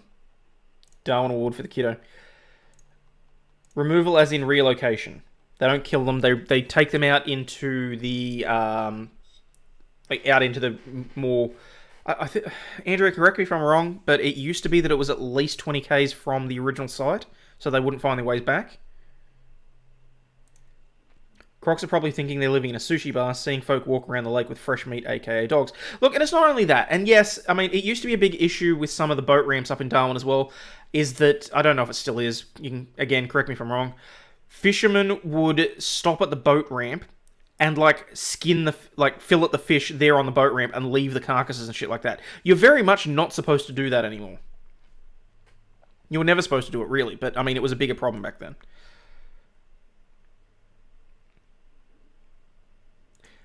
Why haven't we had a B-movie were-croc movie? It's a damn good question, actually. Shooting crocs is interesting. There's a quarter-sized spot in the head where you have to hit it. Yep. I'm trying to remember which one it was. There was a crocodile that they had it on display. Like, when you go to various places in Darwin, I know that they've got, like, the skulls and things from some of the biggest ones they've caught. I'm trying to remember which one. I saw one, and it had a hole in the skull from an elephant cartridge. And the thing had kept going and had still lived for another, 6 or 7 years. Like, it had a massive hole plunged through its skull, and it kept going. The alligator, crocodile blood, and it's the same thing with sharks. They have amazing healing abilities. Like the antibacterial in their blood and various other bits and pieces like that. That's what they should be fucking focusing on instead of germ warfare and shit. In Canada, you need to book Granny into a clinic. In Australia, you set her on the bank.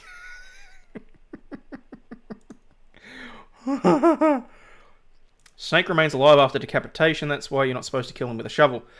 Yeah, I saw a video the other day which was really interesting. Which was a snake. They cut the head off of it, and because the head was next to the body, as the body writhed around, the head bit the body. It was really weird. Oh yes, if anyone hasn't seen it, there are a couple of movies that are quite good. Rogue, which I'm pretty sure Andrew just referred to, that was really good. Oh, what's the other one? What am I thinking? Hang on, is Rogue the one where it's in the shopping centre or not?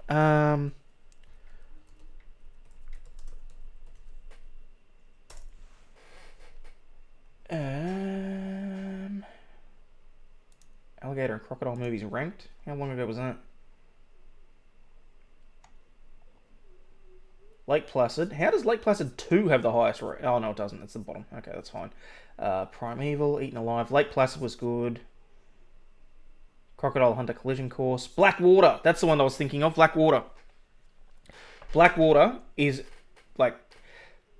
it's a crocodile stalking a pregnant woman, her boyfriend and sister, in the waters in the Northern Territory. It's a damn good movie. And the other one, Rogue, I'm pretty sure that's the one where there's a tsunami or some shit, and the water fills up the shopping center, and the crocs chase people through on the top of the shelves and all sorts of shit. Good movie.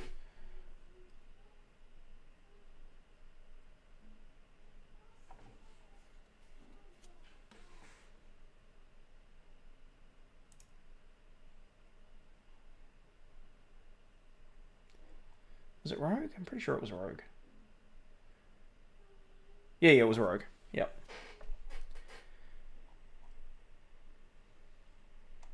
What was that? Bait 3D. Don't think I've seen that one. Maybe they... Hang on, which one's Bait 3D? Bait 3D.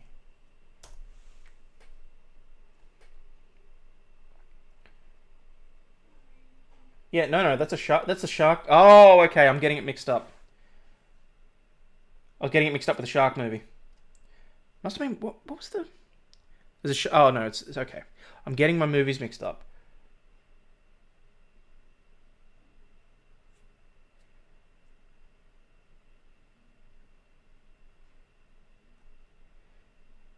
Yeah, okay, no, so, yeah, no.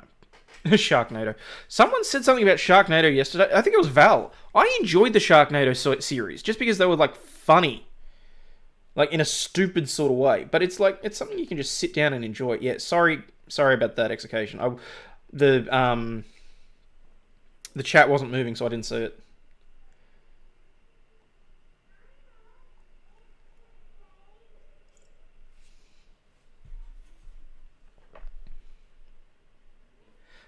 Croc movie with the guy from Wolf Creek in it.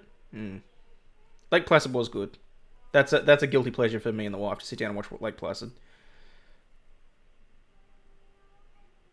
Yeah, I'm pretty sure that's what the one that Rogue is that you're talking about there.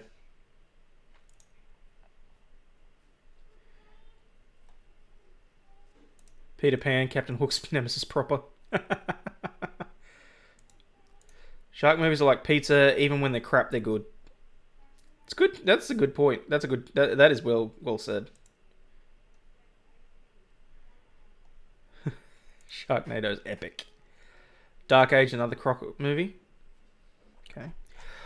All right. So, moving on.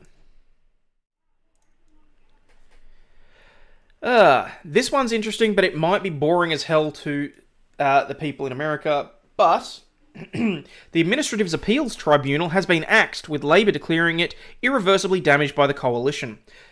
The Administrative Appeals Tribunal was a big deal, but now it's gone. Basically, the federal government has just removed one of our less formal courts in its entirety. Like, it's gone. Kaput. Finite. Bull sharks are up in the Adelaide also. Love how we've gone from a 75-year-old. You asked me a question, did you? Sorry, Mads, I must have missed it.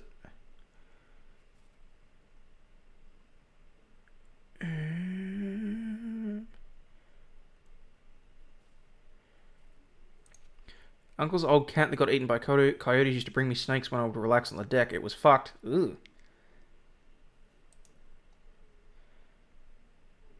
That's pretty shit. Alright, if I've missed something, you're going to have to put it... Oh, you're being silly making a joke. Oh, good. Okay. Can hear the missus talking to the little one. Ever since I took the noise gate off, it's picked up all sorts of background noises. So, I don't know. Don't know what to do. I mean, I can add... you know what? Maybe I'll just try adding a... I might have to try and add a sound gate. Hang on. Edit filters. Add filter. Noise gate. Oh, excuse me. Alright, is that any better? It's super cute. Leave it on. Well, I mean, it looked like the mic was also picking up like background noise as well from my laptop fan.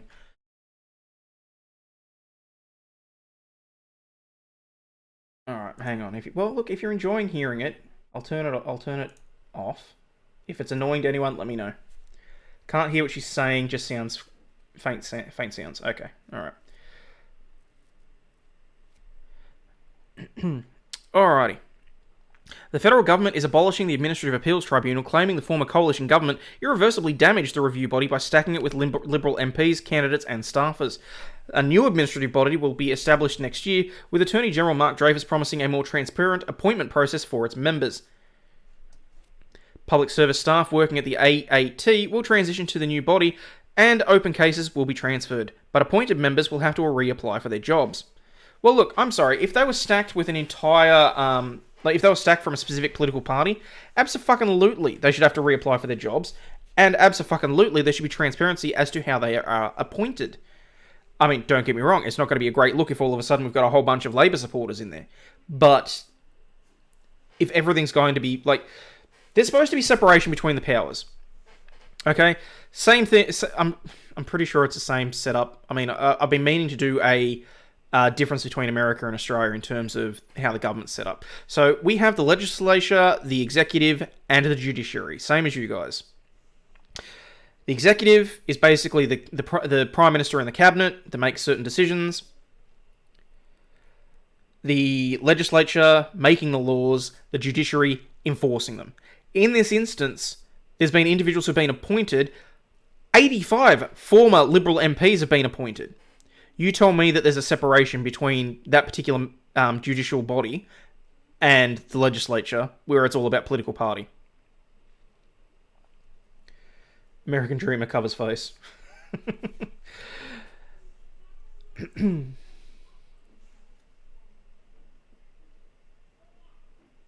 Absolutely unzips pants. What? But the PM and cabinet come from the legislature, so it's not a good separation. No, I'm not disagreeing with you there. That's literally, like, I really don't like it. I really don't like the way that it's set up, to be perfectly honest. Now I've seen Rogue, now I have to hunt it up and watch Night. Thanks, Hayden. You're welcome. It's a good movie. Enjoy. By appointing 85 former Liberal MPs, failed Liberal candidates, former Liberal staffers, and other close Liberal associates without any merit-based selection process, including some individuals with no relevant experience or expertise, the former government fatally compromised the AAT, undermined its independence, and eroded the quality of the efficacy of its decision-making. Kick them all out and start over. That's what they're doing. That's what they're doing. They're starting all over. Male Aussies get my nuts swollen. Objection. Denied. Elon's live again? Well, as in he's doing his voice thing on Twitter. Like, this is complete and utter bullshit. It is a disgraceful exhibition of cronyism at the Liberal Party. The Australian Appeals Tribunal is the federal administrative review system for appealing decisions made under Commonwealth laws, including those related to Centrelink, child support, migration, refugees, taxation, freedom of information, and the National Disability Insurance Scheme. In opposition, Dreyfus frequently criticised the Coalition's practice of appointing former staffers and politicians from its ranks to the powerful tribunal. Reviews of the AET criticised major backlogs of cases, with one 2018 review partly attributing delays to members without legal training struggling to write decisions.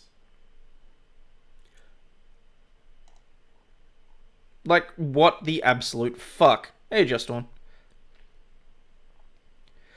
If it's going to be a court or a tribunal, they should have at least some sort of legal background. Now look, here in Victoria, we've got the Victorian Civil and Administrative Tribunal, and yes, the members of the tribunals generally are not lawyers. They have background and expertise in the particular lists. If it's residential and tenancy, generally they've worked in property. If it's like building and disputes, the members might be former builders or something like that, but they still have assistants for writing the orders and the judgments.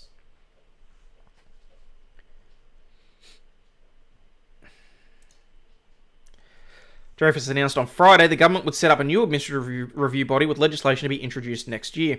He wouldn't rule out Labour-linked members serving on the new body, but promised a merit-based appointments process. I would expect that there'd be people... Look, there are two major political parties in Australia.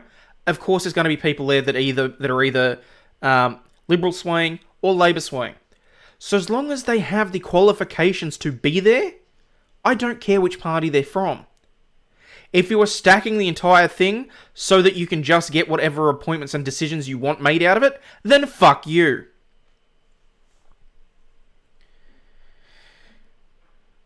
Do people actually think lawmakers write the laws? No, of course not. When we say lawmakers, though, I presume you're talking about members of parliament, because they don't write that shit themselves. Of course not. Dreyfus, isn't that an American actor? No, different. I know who you're talking about. Different person. The qualification for appointment to this tribunal will be the ability and experience and knowledge of administrative review processes. In some cases, members of the AAT think, for example, the taxation work of the AAT really needs specialist knowledge.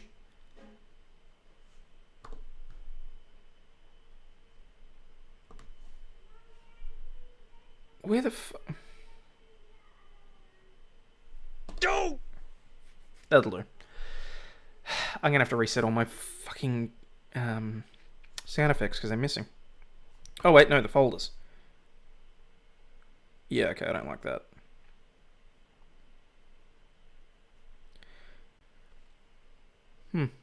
Anyway, moving on. Brain's going into meltdown trying to fit him to this.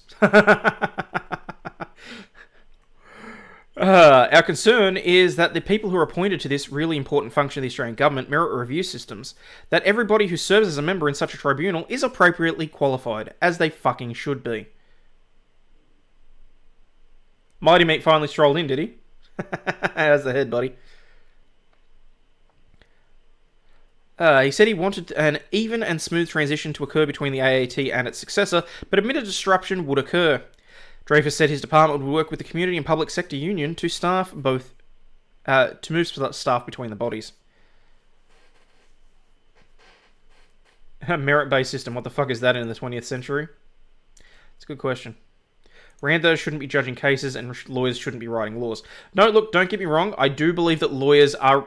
There does need to be a background in law in order to be able to write laws, because otherwise you wind up with stupidly written things that have unintended consequences.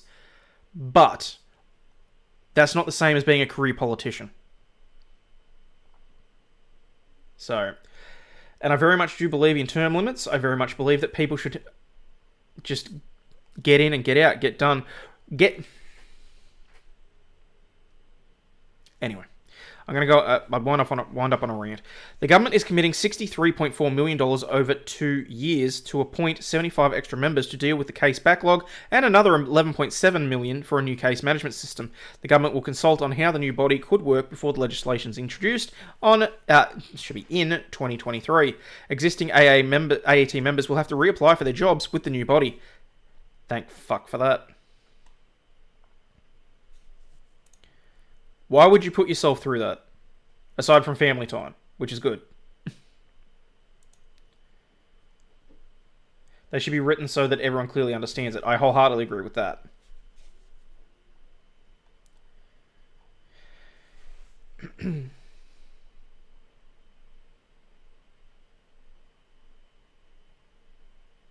$74 new members from the... God, I hope not.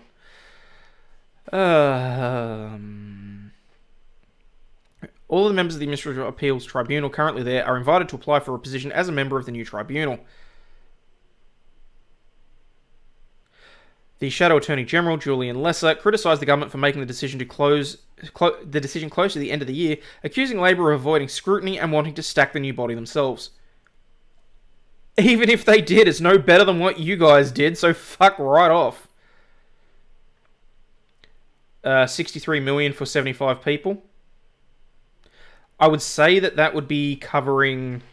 I mean, yes, you've got salaries, but you've also got equipment, staffing. Like 63 million, I'll be honest, I was expecting it to be more when they said that. Conflict of interest for lawyers to be making law? No, I disagree with that, Durner. I do. I think that if laws are going to be workable and not have unintended consequences, then it needs to be appropriately drafted, and that does require specialist knowledge. You just want $1 million? I can agree with that. Government's decision to purge it is about making the Labor government less accountable. Bullshit. Government is all about settling political scores, as if you guys weren't. The announcement undermines the work of the tribunal in holding this Labour government to account. That's your fucking job. You were the dickhead sitting across the room in Parliament. You were the one supposed to be holding them to account. It's not their fault that you didn't do your job while you were in power. The CPSU said reform of the AAT was long overdue. The union claimed staff had been distressed by how the tribunal was managed. The AAT has become a workplace of increasingly plagued with poor culture, unreasonable workloads, and significant bullying and harassment complaints. The CPSU's National Secretary, Melissa Donnelly, said staff needed to work without political interference. The AAT has lost the confidence of the public and many of its employees after years of partisan appointments and significant increases in workplace bullying and harassment. Politicians just do each other favours for clout and money. They don't care about the constituents. No, that's the whole thing, and that's what gives me the shits.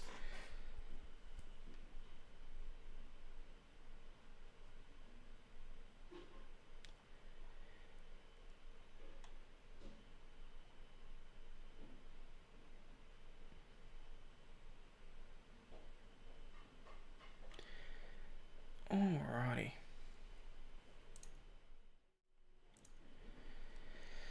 A 45-year-old man charged with upskirting and CA crimes. This fucker deserves the wall. We ready to have those wood chippers in chat, people?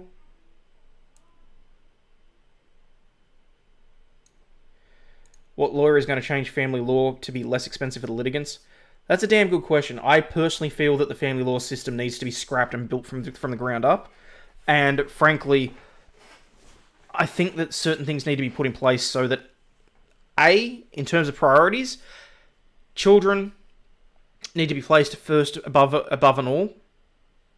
And then, however it's going to work between the individuals that are, like, married or arguing over whatever, it needs to be fair.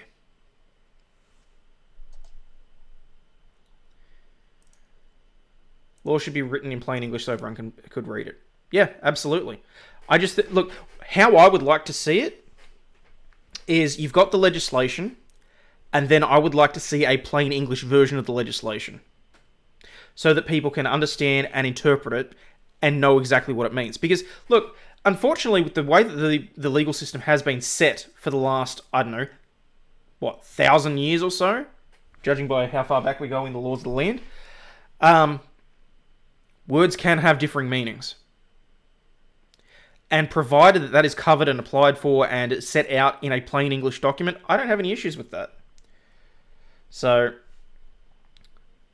provided that there is context and there is explanation so that people understand exactly how things are supposed to work, I don't see an issue with it.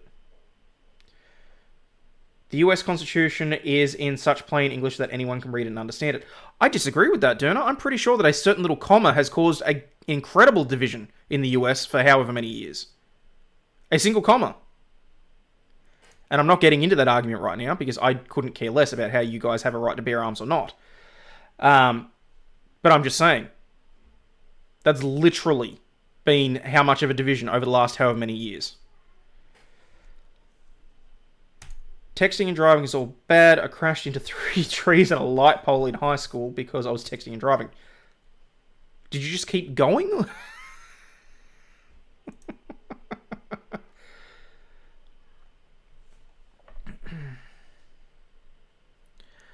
Alrighty. A Victorian man is facing both upskirting and CA material charges after a 20-year-old woman reported his alleged abusive behaviour to police. On May 6th this year, the woman alerted police to an alleged upskirting incident at a Broad City-bound Lilydale train.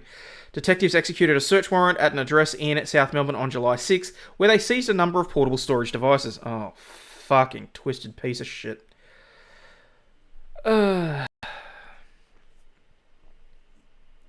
The device from the device depicted upskirting, CA material, and a vision of several people filmed through the window while at home. The 45-year-old man was arrested on September 15 and charged with CA material, 12 counts of upskirting, and 18 counts of using surveillance devices to visually record private activity. He was granted bail.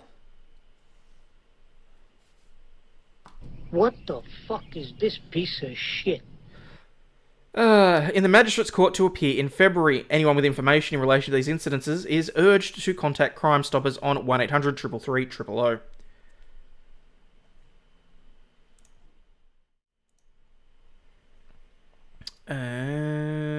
You know, I don't really care about the con man guy. Okay, here's one that's going to set the... This is going to set the cat amongst the pigeons in relation to some Australians. Citizenship ceremonies to be moved away from January 26. For anyone that doesn't know, January 26 is Australia Day. The exact reasoning behind why it is still on January 26th is arguable and debatable by people of many backgrounds. This is what I'm trying to say. Point is, Indigenous Australians see it as Invasion Day. Australians see it as modern Australians, or what am I trying to say here? See, this is why it's so fucked. Non-Indigenous Australians generally see it as a day of patriotism. The Albanese government will allow citizenship ceremonies to be held on a day other than Australia Day. As of December 16, citizenship ceremonies can now be held either 3 days post or prior to January 26. Before this change, citizenship ceremonies fell on January 26, which is considered a day of mourning to many Indigenous people.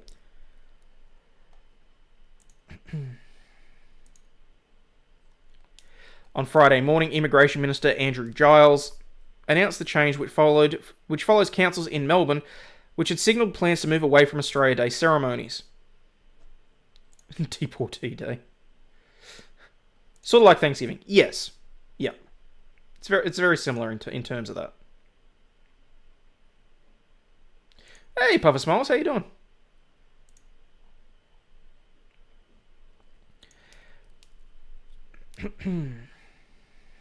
Mr. Giles told the SBS that the decision came after council revealed there were higher costs associated with holding the ceremonies on public holidays. That's a cop-out and you fucking know it. There were 2 councils here in Melbourne specifically that decided, no, we're not going to hold citizenship ceremonies on Australia Day out of respect for Indigenous Australians. And the federal government took away their ability to have to provide the citizenship ceremonies. It has nothing to do with when foreigners came to Australia, bloody morons. It was establishment of the first permanent settlement.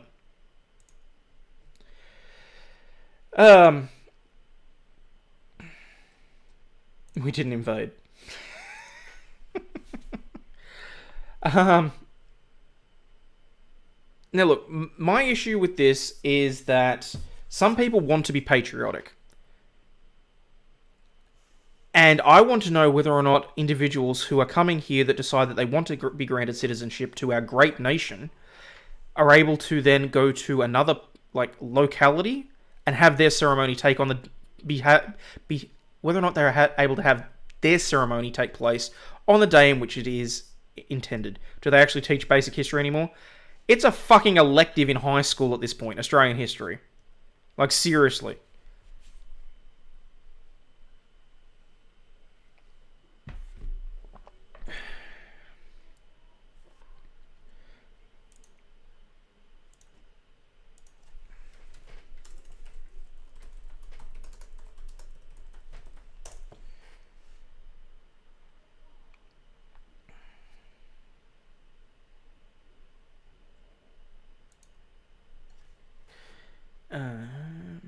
History and ethics should be mandatory classes.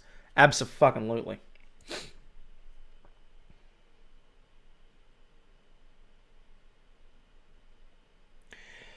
Vince asked what it was in relation to. You're seriously embarrassed and ashamed, as am I, honestly, Jiminy. Where was the first settlement? So, to give a bit of background, Australia Day, January 26, honours the establishment of the first permanent European settlement on the continent. On January 26, 1788, Arthur Phillip, who had sailed into what is now Sydney Cove with a shipload of convicts, hoisted the British flag at the site. In the early 1800s, the date, called Foundation Day, was celebrated by politicians and businessmen of New South Wales with private dinners. It was then called Anniversary Day, and in 1836, the first anniversary regatta was held as the Australia Day Regatta, the oldest of which, and is the oldest such sailing race in the world, which was run in the Sydney Harbour.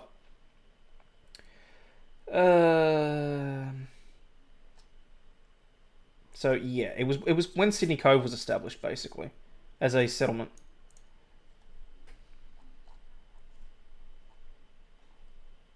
John McGarvey had no shame. I'm aware, John.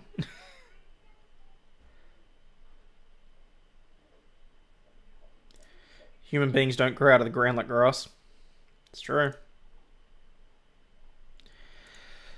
Australian citizenship is an important common bond for all Australians, whether by birth or by choice, and lies at the heart of a unified, cohesive, and inclusive Australia.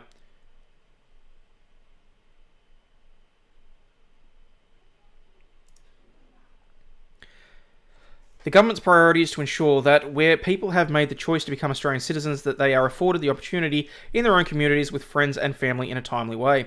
Former Liberal Prime Minister Scott Morrison introduced rules in 2019 that forced local governments to hold the citizenship ceremonies on January 26, Australia Day, or not at all. One Melbourne council has already indicated that it won't hold citizenship ceremonies on January 26.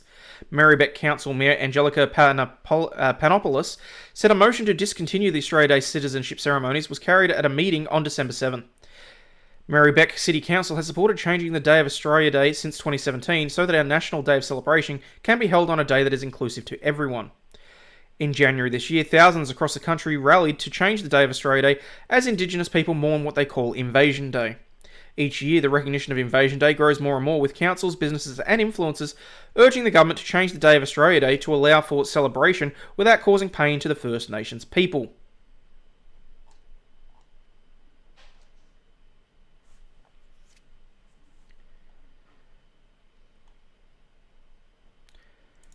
In 1987, the last of the true locals came out of the bush to meet the white man.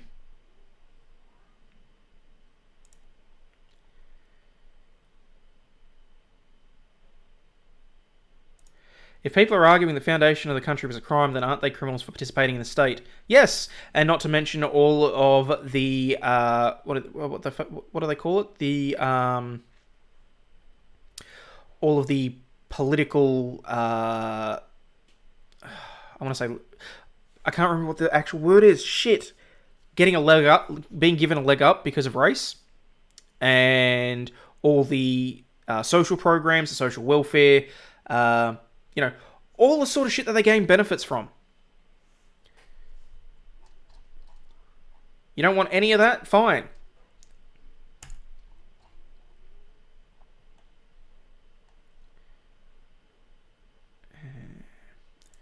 Who has a birthday in January? People can say whatever they want and argue about whatever they want. That is true.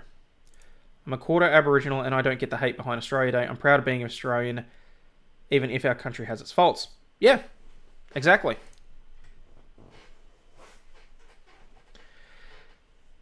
If I push a kid out in Australia and we both survive, there should be a day.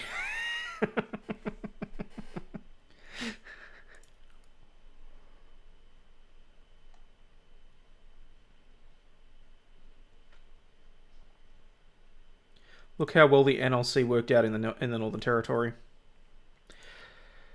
On Friday, the council issued a statement welcoming the federal government's decision to allow the ceremonies to be held within 3 days of Australia Day. We are grateful that the federal government will allow us and all councils to listen to our communities and make decisions that are right for us when scheduling citizenship ceremonies in January.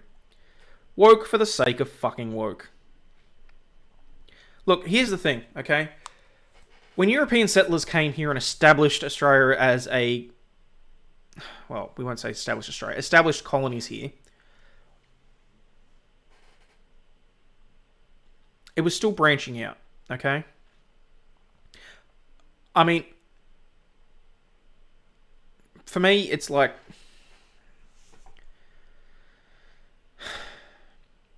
There are winners and losers in terms of acquisition of land.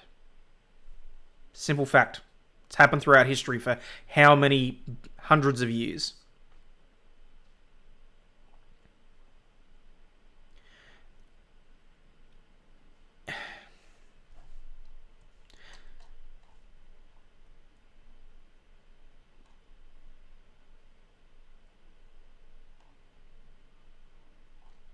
So, but anyway.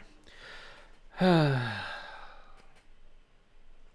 to hold the next ceremony, which is proposed for January 24. We'll always listen to the traditional owners in our First Nations communities about what matters and what's important to them. January 26 is a painful day for many in our community, and it isn't the right day to celebrate.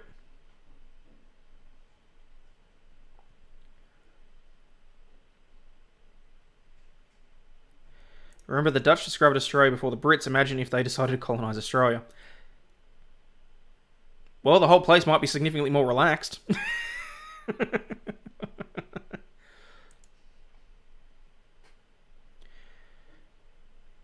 The fact that anyone from Europe survived out there should be celebrated. Talk to the full-bloods, not the agitators. That's my biggest issue, okay? Of the people that are agitating for this, like, you know, it's... Anyway. The point is, I'm fully in support of Australia Day remaining on the 26th of January. Lydia Thorpe, exactly. Hang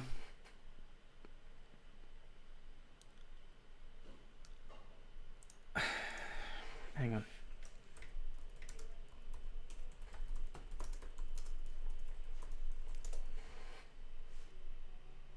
I mean, look, the other alternative is the day that Australia was federalised and became a federation. But that's January 1st, 1901. We already have New Year's. Stop misreading what January 26 means in Australia because most Aboriginal elders do not care, and they have stated this, but they're being ignored. Yep. Yep.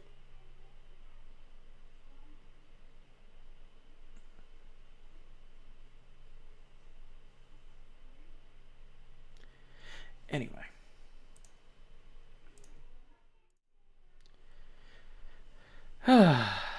Waitress slammed for ruining pregnancy announcement with an order error, but she hits back. Being teetotal has risen in popularity in recent years, and there's been a wealth of alcohol-free options you can drink when you're with family and friends. Thanks to the rise of clever booze-free cocktails, spirits, and beers, it's far more normalised for patrons to opt for an alcohol-free drink these days. One waitress who didn't think much of a woman's virgin cocktail order was left reeling, however, as she accidentally ruined the customer's pregnancy announcement. Brooke Steinshifter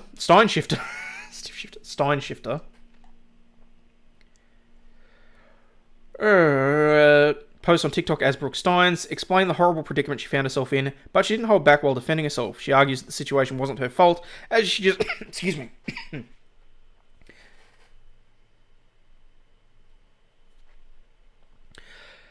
But she didn't hold back when defending herself. She argues the situation wasn't her fault, as she just made a simple mistake.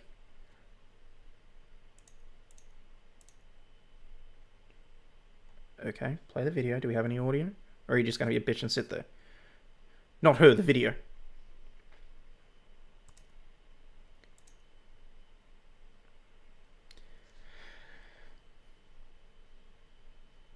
Oh, it's fucking 3 minutes long. This is for all the customer service industry girlies. Specifically, servers, because I need to know if I'm in the wrong or the person that complained about me the other night had the right to blame this on me. The fuck?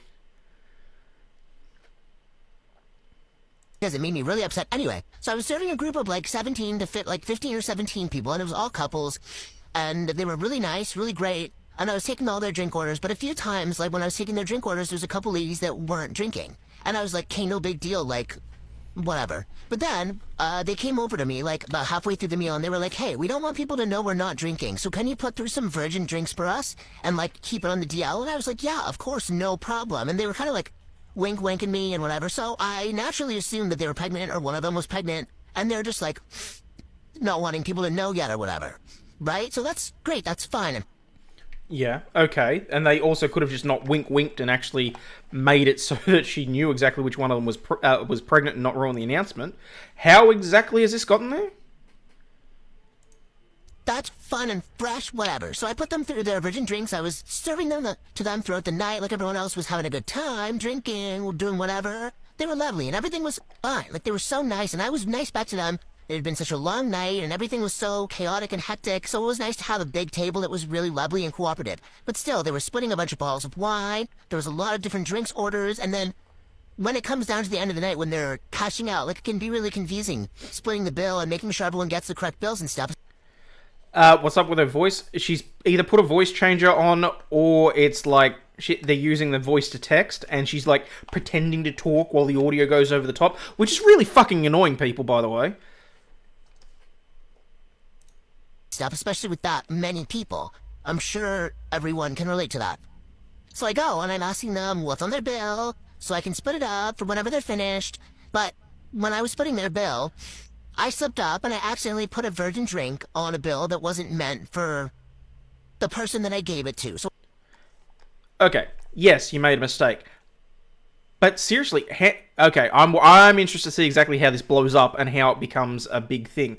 What, someone's going to see, oh, who ordered the virgin drink? Maybe they just didn't want a fucking alcohol. Customers were asking too much fuckery. Not saying I disagree with you. So I accidentally gave someone a drink that had a virgin mojito on it. And she got a mojito, so that's where it, like, didn't register in my brain. Like, this girl also got a mojito, so I just put the wrong one on the wrong bill. Whatever. Yeah, And she okay. handed it back to me, and she was so nice. She's like, oh, I didn't get a virgin, like, here. And I was like, oh, no problem. Like, I must have punched it in wrong. Let me fix that for you. Nothing sus. Wasn't like, oh my god, like, oopsies. Like, you know what I mean? I just... She could have just fucking played it, like, from the sounds of it, she just played it off as if she put a virgin through instead of a regular one. I'm not seeing anything here that would have caused her to ruin a pregnancy announcement as of yet. Was like a normal server would do. I took it back. I was like, oh, let me fix that for you guys. And then when I was walking away and I was going to recheck the chits and stuff for the bills, I heard someone be like, oh my god, like, who's drinking virgin? But like, being nosy. Anyway, so I'm about to go back with the other bills, and my manager calls me up. Yeah, okay, that's just fucked up. A, the friend was being nosy, but still, like, it's...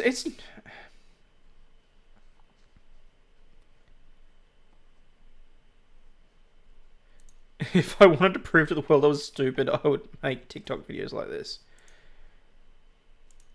No, she's like, Brooke, like, some girl just came over to me fuming, saying that you ruined her friend's pregnancy. And they're so upset, and she's so upset that can you ruin her pregnancy announcement?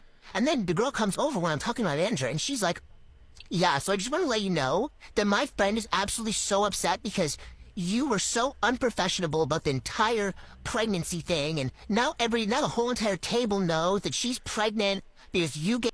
Oh, fuck right off. They were chasing a free bill.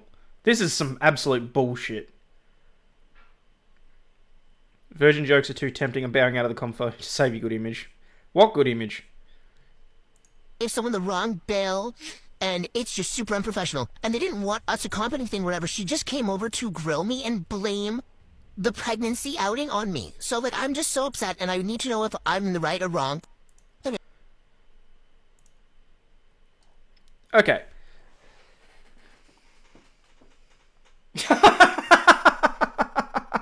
Absolutely grift. Oh god, ruined. Now I have to get an abortion and start over. Jesus Christ, John. Look, this is some absolute fucking bullshit. Not your fault she's knocked up. Exactly. But more to the point. Okay. A. Simple mistake. B. They could have just played it off as an error. Like, what the absolute fuck? No, this is some high-maintenance bullshit from someone that just wanted to fucking complain. Guarantee her name was Karen. So, serving a large table, 15 to 7 people. Okay, just skip over all of that. More interested in what people had to say about it. Called her unprofessional. Sounds like some bullshit there. One person said, "Def's not your fault. They go out drinking with their friends. That's their own risk of getting caught." Another was fuming, saying, "I would have congratulated her on her pregnancy in front of the whole table after that. People constantly need something to complain about. They're tired and stressed in their own lives and need to take it out on someone else. I'm sorry." A former waitress wrote, "As a former waitress here, you are absolutely not in the wrong. It's not easy to keep up with all the drinks for big tables. It's easy to mix them up."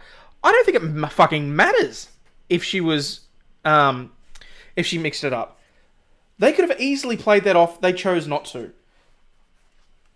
They abso-fucking-lutely went looking for the drama, Impish. Absolutely. She's too sensitive and bitching about it. Exactly. They waited until a bill and she still didn't tell anyone.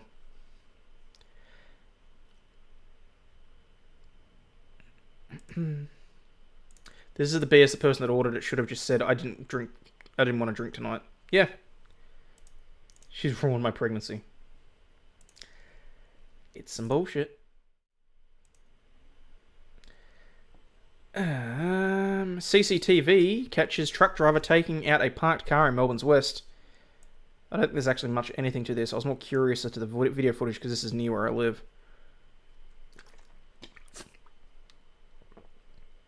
Could have claimed she was a designated driver. Well, I don't know that that would have worked necessarily with her friends, but anyway. You think they planned it to go like it? Possibly. Oh, for fuck's sake, moving on. Henry Cavill won't return to The Witcher despite losing Superman role. Henry Cavill... Cavill. How do people prefer it pronounced? I don't know, I don't care. Gonna have an arsehole baby later, but I still want to drink.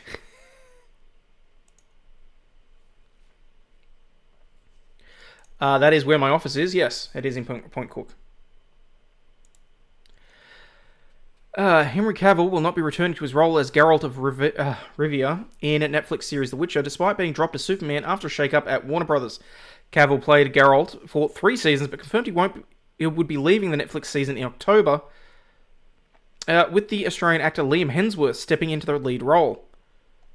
Oh, that's just not going to be the same. Like, all the power to you, Liam, but it's not going to be the same. Shortly after, Cavill announced that he would return as Superman in Warner Brothers' DC Universe. It was widely speculated that he left The Witcher in order to commit to a training regime to play the hero, a role he has held since 2013's Man of Steel. But on Wednesday, just weeks after announcing his return, it was revealed that Cavill would be dropped from the role. Director and writer James Gunn, fuck you James Gunn, who joined DC Studios as co-chair with Peter Safran, announced he was writing a new Superman movie focusing on a younger version of the hero that would not include Cavill.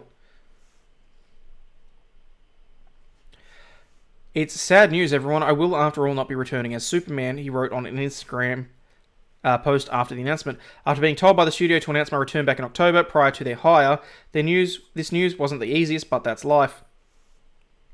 On Thursday, Netflix confirmed that Season 4 of The Witcher is continuing with Hemsworth as Geralt. The 3rd season, the last to star Cavill, will air in the middle of next year. Why would they drop him as Superman? I don't know. I wholeheartedly agree that he's the only person that's done it any justice since, Oh god, that's terrible. My mind... I've drawn a complete mental blank. Christopher Reeves. Oh, that was gonna... Oh, that's terrible.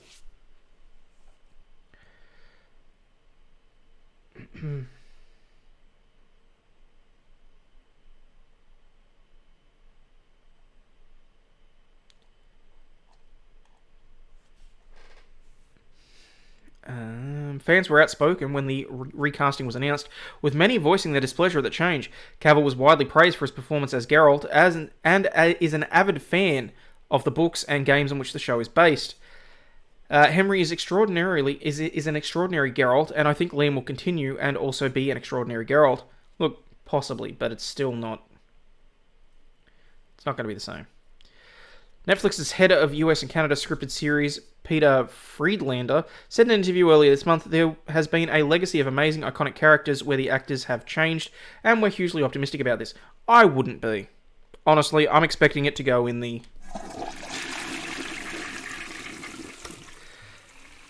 Hemsworth said he was over the moon to take over the role. Gunn's new Superman film will reportedly follow a younger version of the hero, posing as journalist Clark Kent. So he's not even going to be fucking Superman? It's just going to follow him around as he's Clark Kent? Gunn, a director and writer who took over as co-chair and co-CEO at DC Studios in November, said he had a great meeting with Henry, and we're big fans, and we talked about a number of exciting possibilities to work together in the future.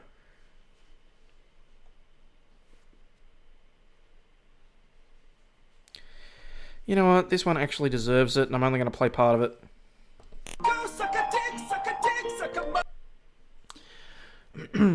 All for you, James Gunn.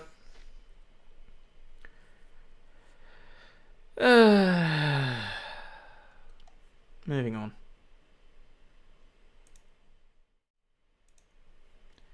Oh, no, I already did that. Okay. It'll be wokey, but probably. Moving on. Toxic spinach causes fever and hallucinations, prompts health warnings after 9 treated for poisoning.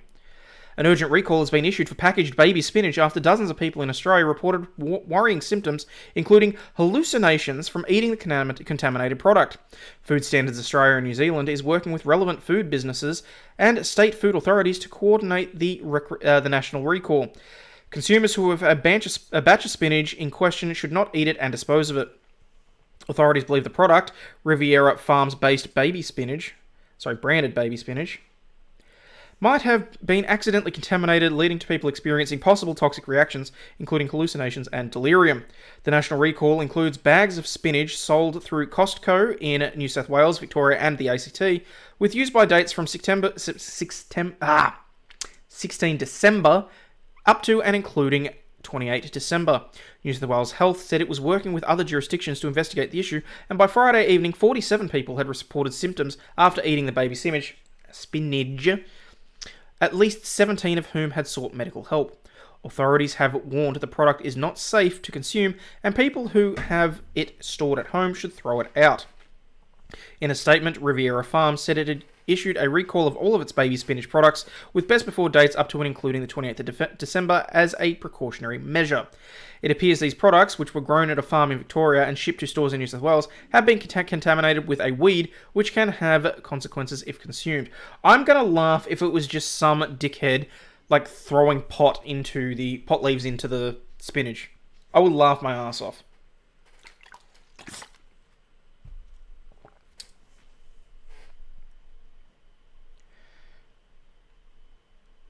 Don't like the DC got rid of another Superman. Like good hallucinations. Well, they've recalled it, so I can't get my hands on it, so I wouldn't be able to know a test.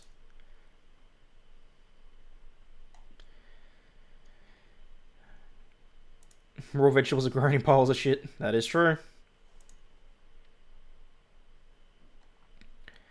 I don't know much of the details, John, just what Nick's revealed on stream. I believe it's Montegraph. I don't know any of the details.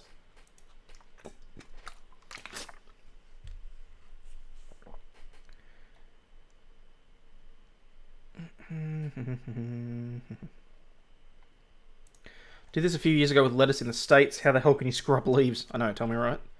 Pot leaves are very distinctive though. Yes, Meg, I'm not disagreeing with you. I think it would be hilarious. Or maybe if someone sprinkled some oil or something on it. I don't know.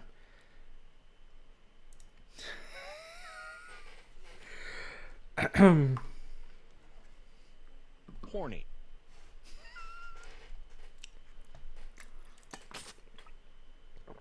Spinach is expensive. They got their money. Who reimburses the consumer? I believe when you issue a recall, if you return to the place where you bought it, I don't necessarily think you need to have the receipt. They will reimburse you for it, Jude.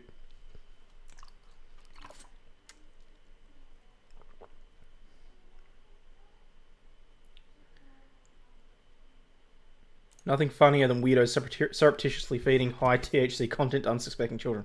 Oh, come on. Why take the fun out of the joke, Durner? Seriously.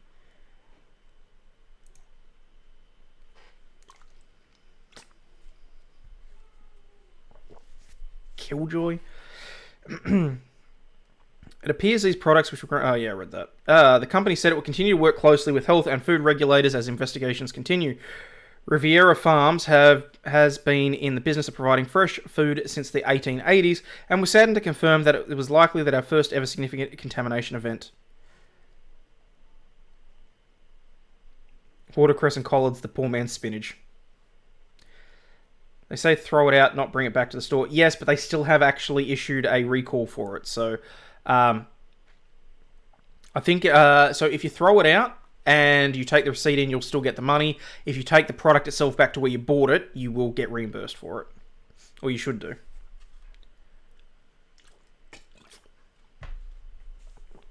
Customers concerned about the exposure should call the Poison Information Centre on 131 126, while anyone who experiences unusual or severe symptoms should seek immediate medical attention. Yes, do not bother calling Poison Control. Do not bother calling Nurse on Call. Go to the fucking hospital.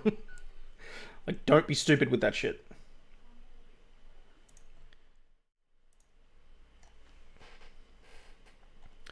Hippo swallows a 2-year-old boy, then spits him out alive. Don't believe that video is actually related. A hippo has swallowed a 2-year-old boy in Uganda, only to spit him out alive moments after. Or speak to your local shaman. Little Paul Eager was playing near his home just meters away from Lake Edward when the hungry hippo struck. Why would you live that close to hippos? Like, I know you got to be close to the water and everything, but, you know, maybe a few more meters away. The animal grabbed the boy in its jaws before starting to swallow him. Luckily, a horrified local, Crispus Boganza, spotted the child and started pelting the hippo with stones in a bid to stop it. His plan worked, and the hippo spat the boy out and swam away into the lake. I don't even want to know what he's covered in, but at least he survived. Bet he tasted like chicken. Paul was rushed to a nearby clinic and was then transferred to a hospital in the town of Bouera. How the fuck do those... How do you make that sound? BW. Bouera? Where he was given a vaccine for rabies as a precaution. Ugandan police said in a statement that this is the first such incident where a hippo strayed out of Lake Edward and attacked a young child. It took the bravery of one Crispus Baganzo, who was nearby, to save the victim after he stoned the hippo and scared it, causing it to release the victim from its mouth. Kid must have been spoiled if the hippo didn't want him. Hippo's a vegetarian. Huh.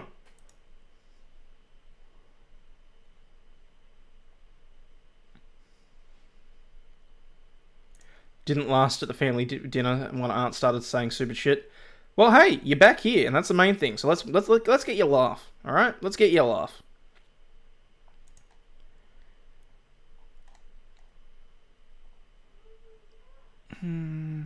Hippos eat anything that fits in their mouth. Yeah. So that's interesting. So there you go. I released the victim.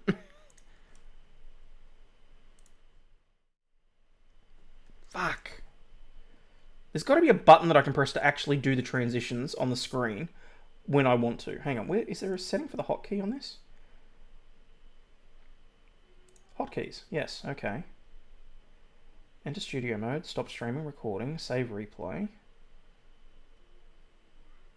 Toggle in-game overlay, skip alert.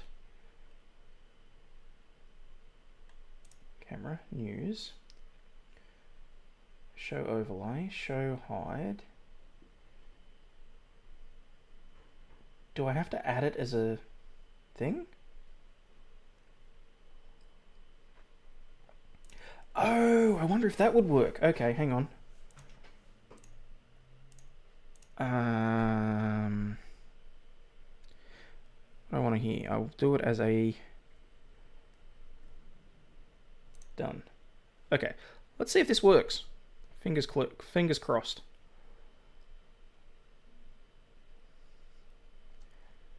Water cow, moo. Alright.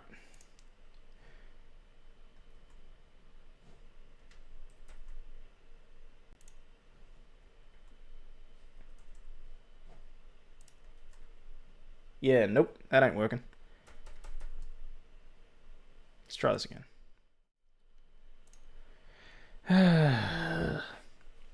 P played a hit with a $2,778 fine for a dangerous act in a Sydney school zone.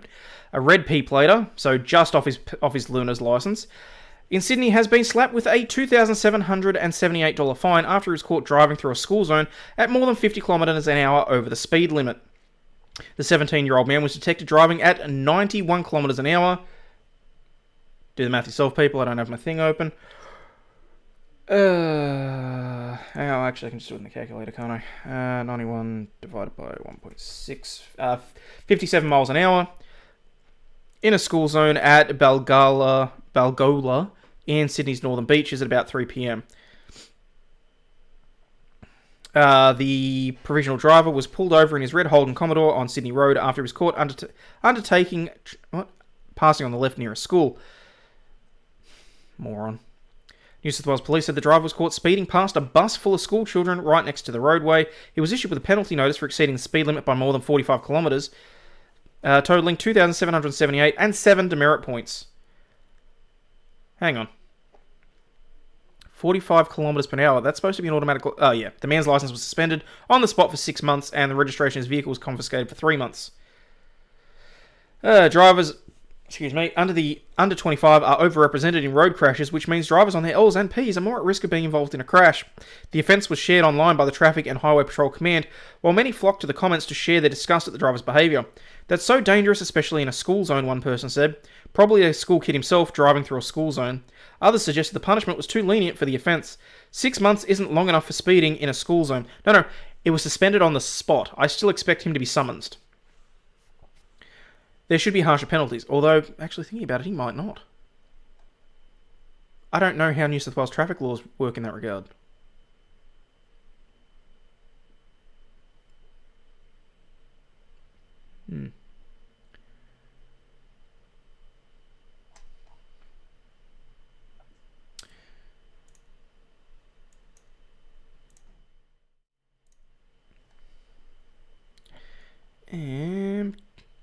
Kid in tears as Scrooge dog swallows elf on a shelf in a prank gone wrong.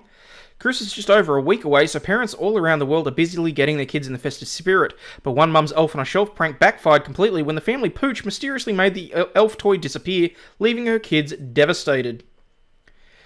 Jessica C., 32, from Louisiana, had set up the scene involving her son's elf on a shelf toy and a pile of flour. She placed her son Rafi's age 9 toy named Rudy in the flour so it would look like the mischievous elf was doing snow angels. However, when she returned from the school run that afternoon, she realised that the elf had disappeared from the scene and he was now nowhere to be found. Just FYI, people, the elf on a shelf, like, I thought it was stupid. It really works.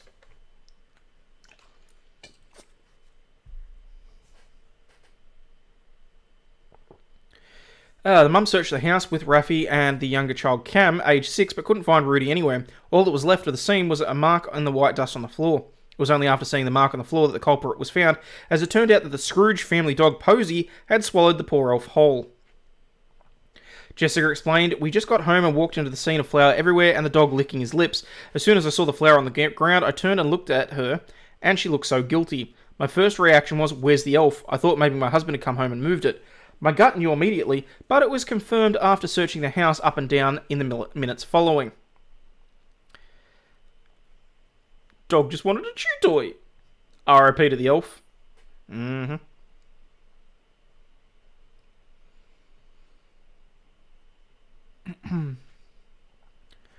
was more in disbelief. No way that Posy pulled it off the counter. I think she ate it because of the flour on it. I guess she found it tasty.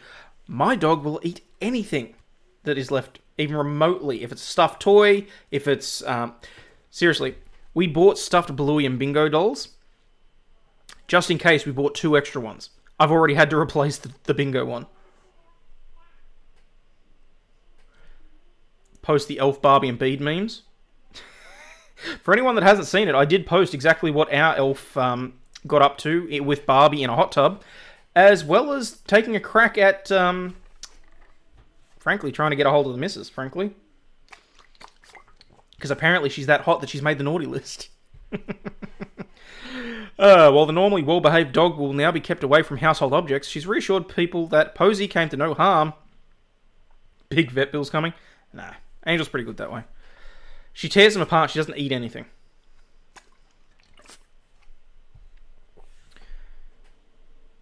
Get your elf back eventually. One of our dogs didn't care, he ate the remote twice. She shouldn't have prepared it by deep frying.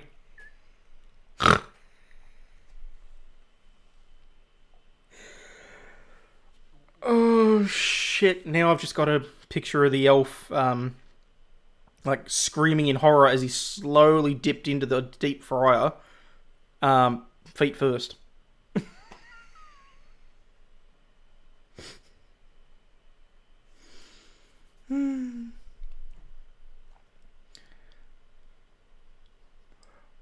Alright, where are we? So we've been going for 3 hours. Okay. So I will probably just... What else have we got? Just a sentence. Don't care about that. Oh yeah, I need to cover this one. So this came up on my Twitter feed, so something that I'm going to come up. Recharging by snorting and laughter there.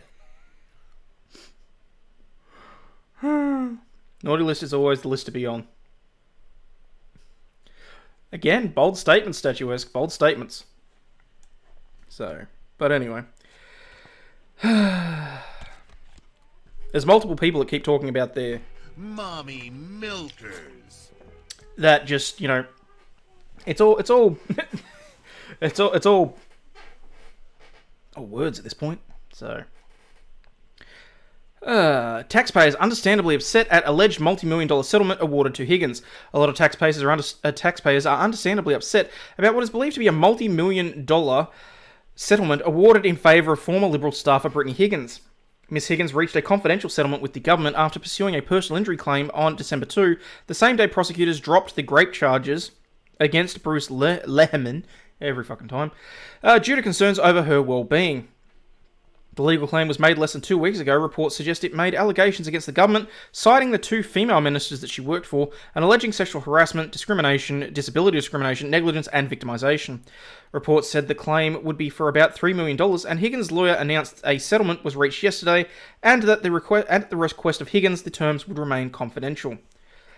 This is an extraordinary outcome, and one where the taxpayer is entitled to more information, such as how much was paid and why, and as to how it was settled so quickly. Too fucking right. Now look, I don't know if this was the ultimate goal. I don't know. I don't care, okay? Because we had people going on about... I saw it in Twitter a little while ago. I mean, basically, people were saying, well, if Lerman didn't do anything wrong and it's not proceeding, why was there a confidential settlement? People are missing the point. The settlement that she received isn't actually about whether or not Lerman did anything wrong. It was about how she was treated by her immediate employers and other members of the government directly after making the allegations known. That's where it is. Now, as far as I'm concerned, because that's a result of someone's actions working as a government representative for the people, those terms should be publicly known. I want to know how much of my taxpayer money is going to this woman, why, and why it is not being recouped from the 2 morons that caused this in the first place. Although I should say one of them was taken off the claim originally, so given that the government would, like, I haven't seen the paperwork, I would expect there to be a guaranteed indemnity between members of parliament and the government. I want to know what was settled on, I want to know what they compromised on, and where the money is coming from. Because if this is coming from the taxpayers, they deserve to know.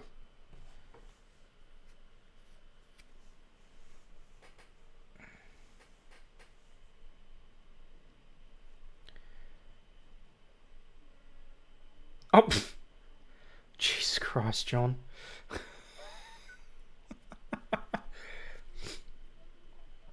Actually, I don't have much in the way of audio here. Video will play after the ad.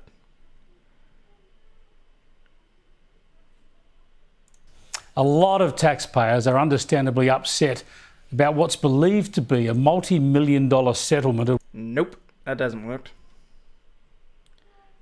Awarded in favour of former Liberal staffer Brittany Higgins.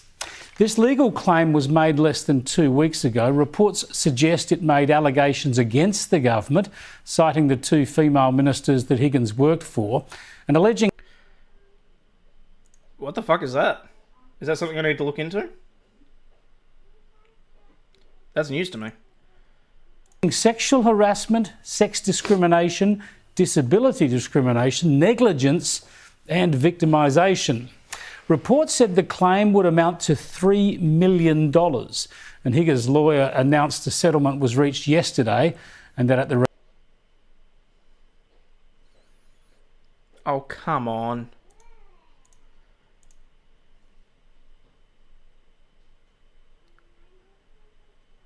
Oh, really? Okay.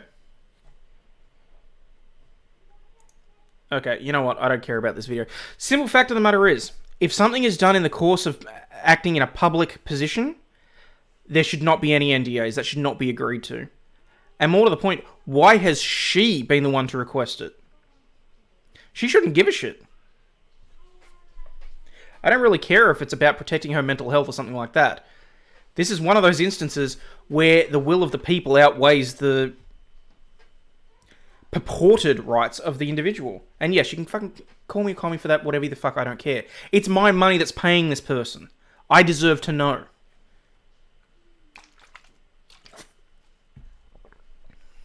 So, anyway.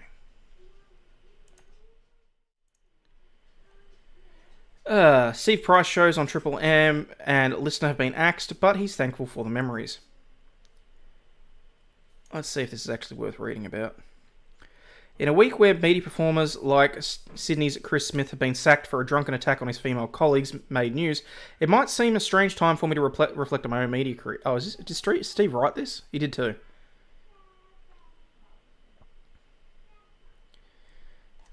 Oh, you know, I'm not going through a fucking opinion puff piece that he's written himself.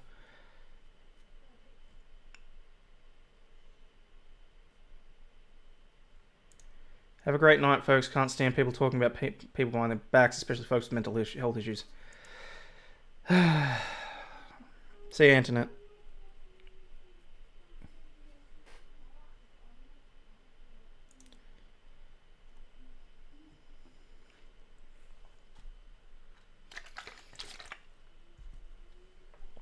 Five children among the dead in horror fire in France. 5 children were among 10 people killed when a fire broke out in a 7-story apartment building in a suburb of eastern France in Lyon overnight. Lyon, sorry. The cause of the fire is still unclear, authorities said. This was that was in a serious condition. Excuse me. 2 firefighters suffered light injuries while battling the blaze, which broke up on the grounds of the floor. What? On the ground floor and spread upwards. Oh, fuck. Nearly 170 firefighters were deployed to the building and the surrounding suburbs. Okay. Guys, you know I don't care what you say in chat, okay? If people are going to be upset about it, they're upset about whatever's... I don't take any responsibility for you guys. You can say whatever the fuck you like.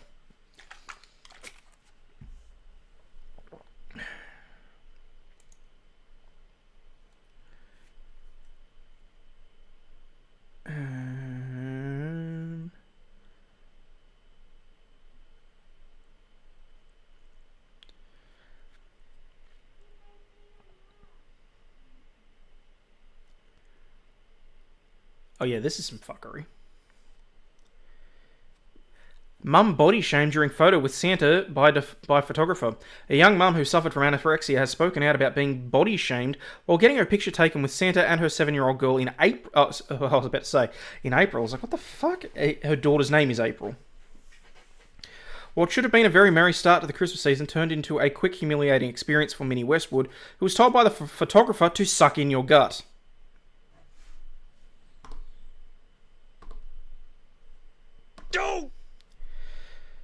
I felt good at the beginning, I left feeling rubbish, she told The Current Affair. You'd think the Santa photos would be a happy experience, as been every other year, never had an issue, but this year it's been ruined. Little April was excited to see Santa and tell him what she wanted for Christmas. She wanted the day to be special and picked out her mum's outfit, choosing jeans and a cropped t-shirt. But as they sat down with St. Nick, the photographer's comment took all of the joy out of the day, triggering traumatic memories of her illness. The photographer turned around and says quite loudly, "Mum, suck your gut in," and just motioned for me to suck in my gut. Though April didn't understand what had just been said to her mum, she knew it upset her. Looking back on the photos, Miss Westwood said, "I look at my stomach and I look at how uncomfortable April looks, how much she's barely actually holding Santa's hand."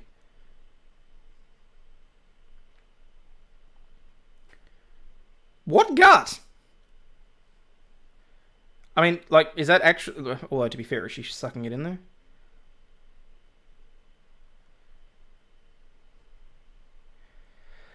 She froze in shock at the hurtful comment, and Santa seemed disgusted. Santa looked at me and kind of looked back at the photographer and shook his head as if to say, "You shouldn't say something like that, especially while the child is here."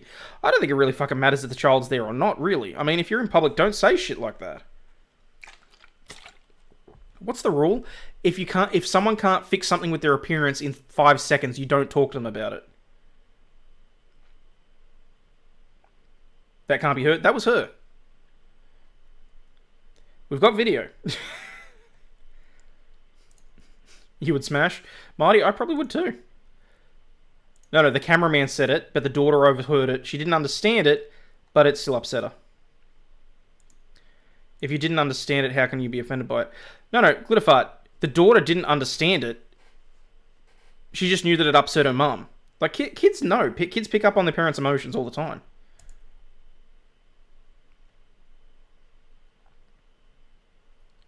Best comeback is fuck off, that's my baby bump.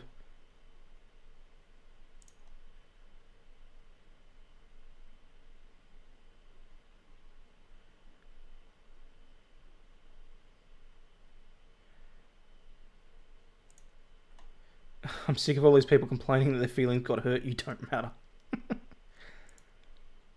I've been embarrassed. Call the press. Well, she did.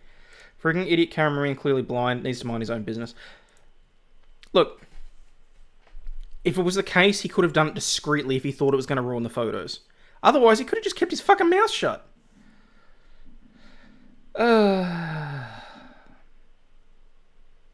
Miss Westwood has battled with an eating disorder and mental health issues since childhood. That's irrelevant, honestly. Being someone with anorexia, I've had it for years, and it's something that messed with me a bit that day. Okay, is this the fucking... No, it's an ad. Where's the current affair footage? I want to see what she actually had to say. Hey, Fedorovsky. Spends quality time with the wife? No, abso-fucking-lutely. Your feelings are not my responsibility. Ooh, I like that. Yeah, no, that is not... Oh, for fuck's sake, I waited around for that bullshit. Don't be a smunt, embrace the gunt. Embrace the gunt. Actually, hang on, I'm going to write that down. Where was it? For the war on offence. Your feelings are not my responsibility. Yes, like it. Might put that on a shirt. The photographer made me look fat would be the complaint otherwise. Yeah, but she paid for it. So, you know, if that's what she gets, that's what she gets what she paid for.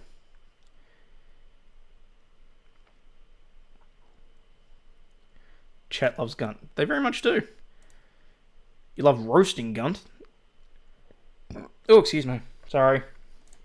Tone has a lot to do with it. I would be hurt by the cameraman saying that, especially if I'm focusing on my kiddo having a good time. Andrew Brunton, hello from New Zealand. Hello, Andrew. How you doing? So if Santa says to Dad, stiff back there, Dad, stand up straight, is that an insult to his manhood? No. His photography was trying to give you a photo where you don't gripe about how he made you look fat. No, you're absolutely right. Look, let's talk prepping. I think in this case, it was the delivery of it, frankly. I mean, we know that certain people have, you know, delicate sensibilities, shall we say. And I do think this is one instance where the whole female privilege is probably appropriate, but only in the instance that I think he probably could have, like, walked up and whispered it to her or some shit like that, rather than causing a massive scene, and it was probably in a shopping centre, so... Either way, I don't think it was worth going to a current affair over. Brisbane-based social media commentator Kylie Lang said it's never okay to comment on someone else's body. Fuck off.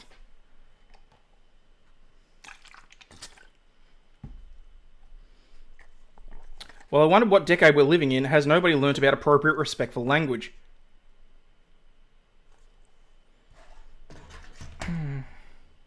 Go suck a dick, suck a dick, suck a mother.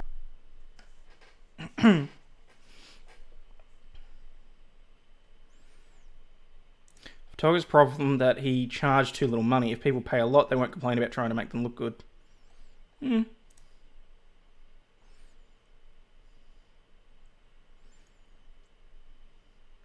Aussie current affair is brilliant. There's some genuine clear shit on there sometimes. Yeah, and I'm going to start actually, you know, using some of their content to actually, like, show what some of the crazy shit that we deal with is. So, oh, God. Don't think telling someone to suck it up is causing a scene unless they are so fragile that to say hi without bowing them physically hurts them. Yeah. Twice in one stream is my birthday.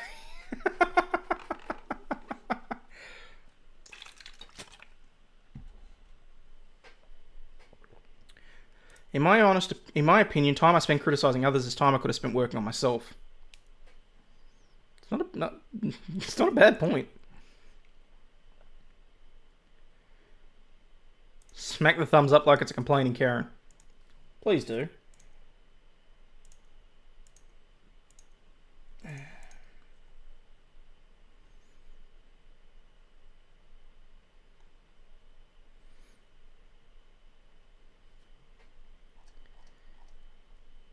Alrighty.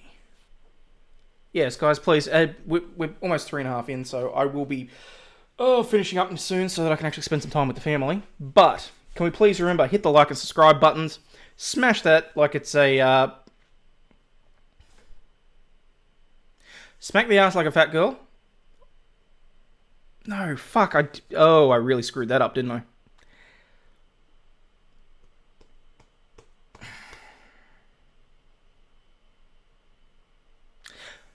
Fuck it, move on.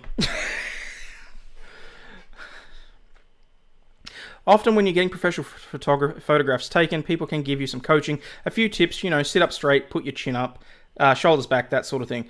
But to just say to someone, suck in your gut, that remark should never have been made.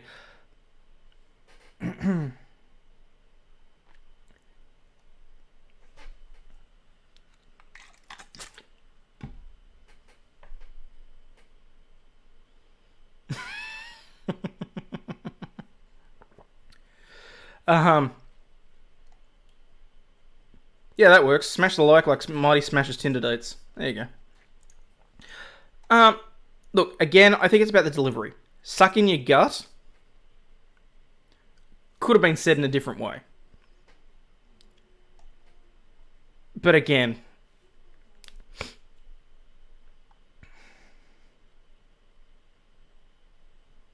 you're only allowed to say suck it in if you're handling a vacuum. I disagree. I think you say suck it in if someone has their hands around your...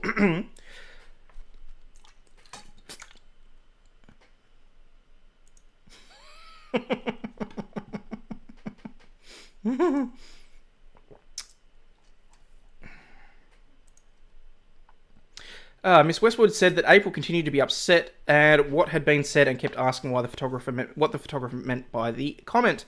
She eventually Googled the phrase on her iPad, and Mum, suck it in means that you're fat.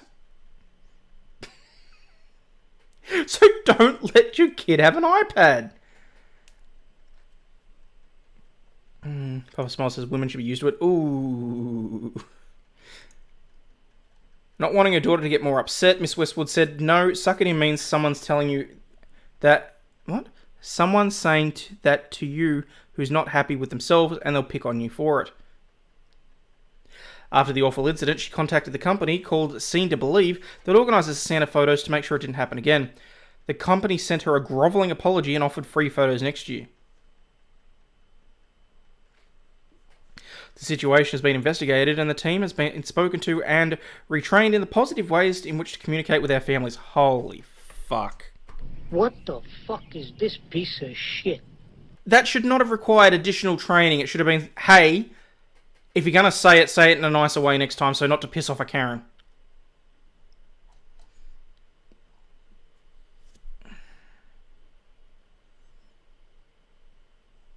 Men get told to suck in their guts for pictures a lot. Lady hadn't heard it before, but perhaps she's told other people.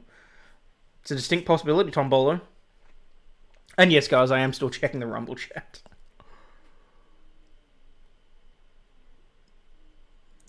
I was just picturing myself vacuuming like, that's right, suck it, you dirty vacuum. That's right, suck it, bitch. Suck it.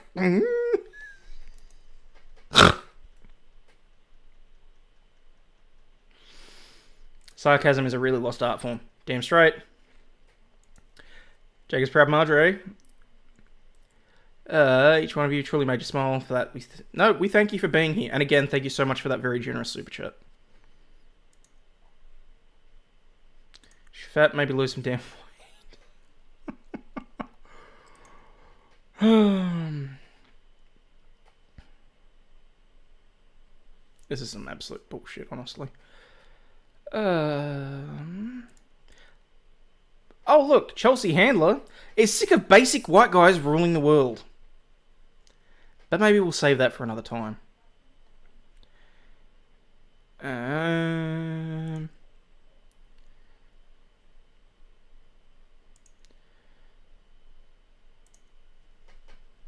Oh shit, forgot the audio. What exactly?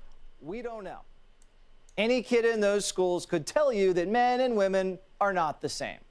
Just like they could tell you this cat lady isn't a cat. I am a cat. Meow, meow. I'm not a woman dressed as a cat. I am a cat. By show of hands, I'm curious, how many of you believe and confess that I'm a cat?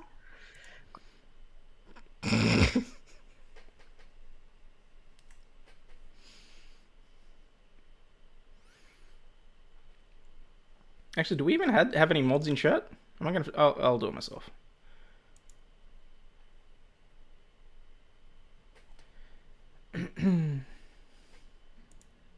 Great. By show of hands, I'm curious, how many of you believe that your child or a child from this school would believe that I'm actually a cat? No one. You are right. Truth prevails over imagination. Reality exists. Discernment is innate and something we are biologically... Hang on. Shit, click on the wrong thing. Kitty style? Wow. Let's see the evidence you have.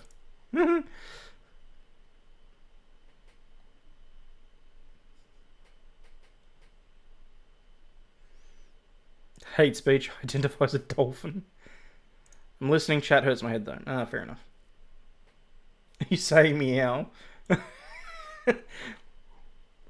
Well, any chicken and leopard prints, fair game.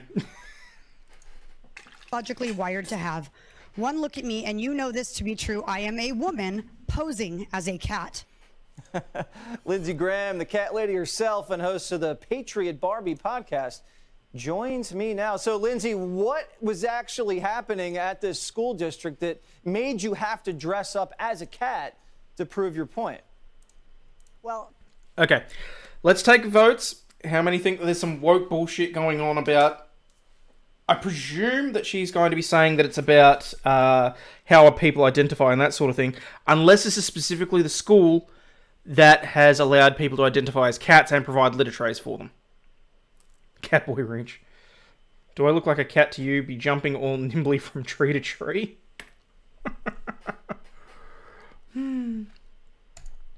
First of all, Jesse, I'd like you to not species me. I'd like to be addressed as a cat for the entirety of this video, of course. Oh, for fuck's sake. Of course. So I apologize. This was in my... Thank you, thank you. Just inclusivity is all I ask, you know? This was a local school in my neighborhood where there was a member of the school board whose name is Paul Bixler. He is a man. He's very clearly a man. And the only thing he does to identify as a female is put lipstick on. He grew his hair out a little bit, and he wears his deceased wife's clothing to school, to sporting events, to... Okay, I personally don't think that this is about him identifying as anything. That, to me, sounds like he may be suffering grief or a mental illness.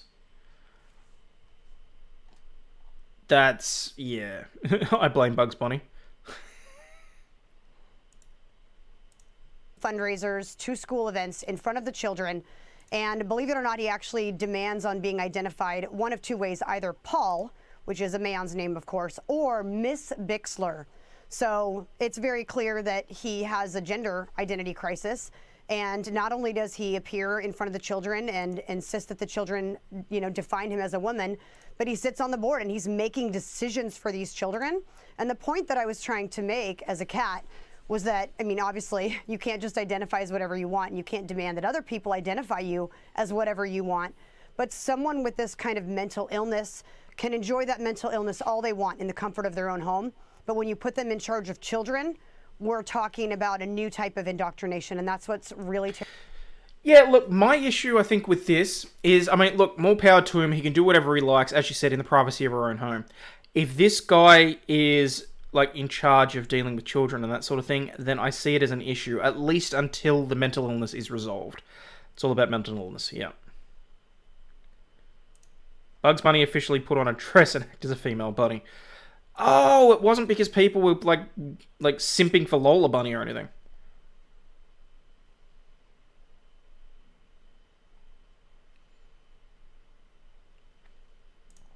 Robert Barnes and Megan Fox are suing the school board and... oh, yes, saw that. Shouting at the parents who complain. Yeah. You think Aussie? Yeah, I really do. That's why I said it. And she's saying you can't be an Apache helicopter. Not unless you go through a full transition and have the helicopter blades surgically attached to your head and shit.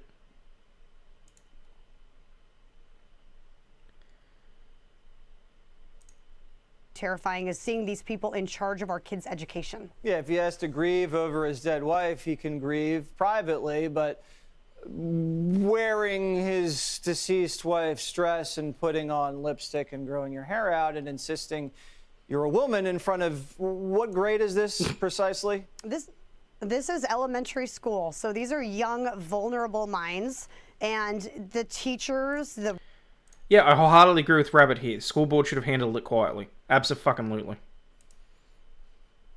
Someone should have approached him, said, look, this needs to be sorted out, or better yet, they should have done some sort of vote to, I don't know, temporarily suspend him from the board until he worked this shit out. the rest of the school board are identifying him as mixed while he's talking Wife replacement in the deepest theory. manly voice that he was born with. And so to see these parents and these adults take no responsibility for the education of these kids and to teach them true right and wrong and true biology and true facts and science and truths is just so alarming that we have this in the school system.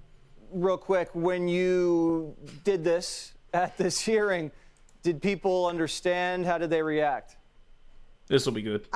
This is a great story, actually. The next day at the gym, I saw one of the members of the school board, and he looked... Oh, please tell... It was a bloke! This will be good. Dream on dog or cat. Exactly. Would you sing my ABCs? I'll sing my ABCs. Clearly the guy requires support and assistance to work out exactly what is going on with him. And it's concerning. Look, on the one hand, I feel for him, but on the other hand, it's disgusting that it's got to the point where she felt the need that she needed to dress as a cat and attend a meeting like this. This should have been picked up far sooner and dealt with, as you said, quietly or in a more professional manner. This is fucked up.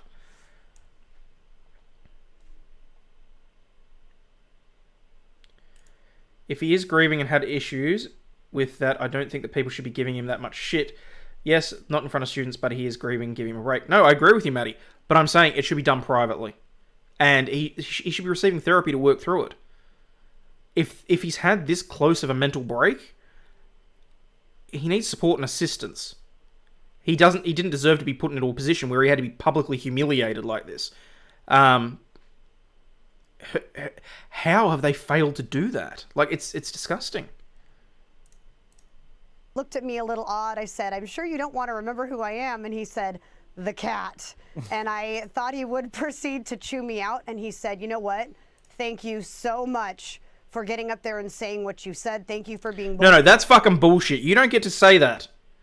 You're on that board. You could have sorted that out. You shouldn't have left it to a parent to get up there and have to do that. That's fucking bullshit. Do your job. Enough to speak truth. I've been fighting this agenda. I've been fighting this teacher and this school board member.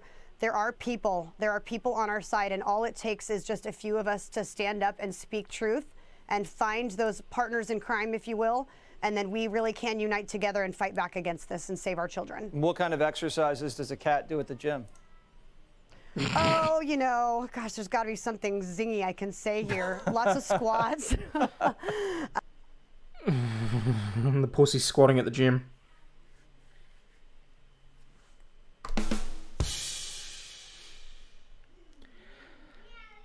Well, there you go. All bureaucrats are cowards, damn straight. If he's having a breakdown, he doesn't need to be around kids. Exactly.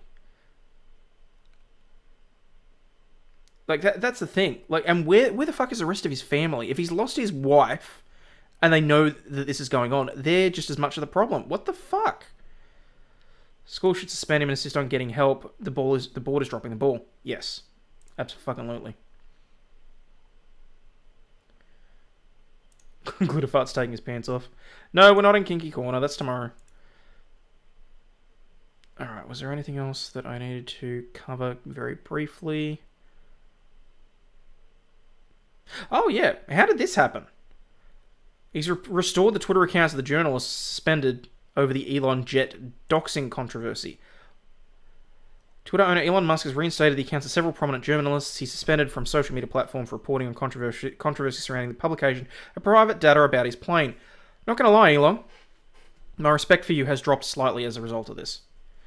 The reinstatements came after the unprecedented suspensions evoked stinging criticism from government officials, advocacy groups, and journalism organisations around the world.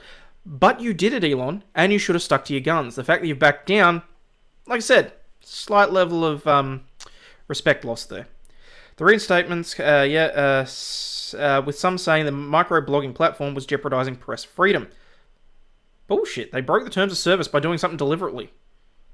The accounts of the reporters from the New York Times, Washington Post, CNN, Voice of America, and Mashable were suspended on Thursday, with Mr. Musk claiming the journalists were sharing his exact location in real time.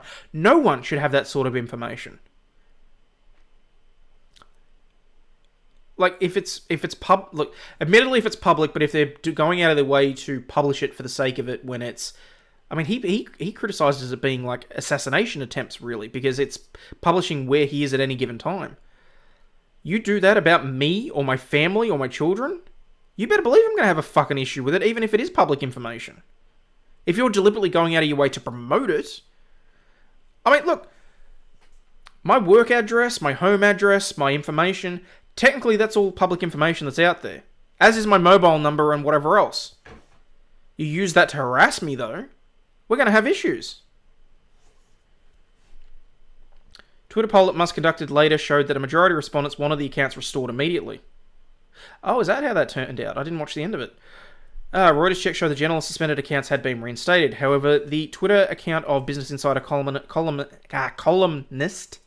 Lynette Lopez remained suspended on Saturday. Lopez, who published a series of articles between 2018 and 2021, highlighting what she called the dangerous manufacturing shortcomings at Mr. Musk's Tesla car company, had her account suspended on Friday.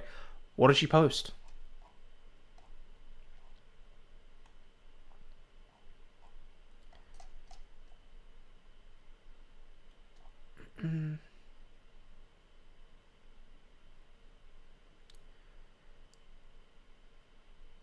I just got home from the kids' basketball game. What did I walk into? Whole heap of shit. He took a poll, we voted. Okay. He was just saying fuck around and find out doxing is not okay. No, it's not. Doxing is not okay. Media eviscerated him over it, made him pussy out, apparently.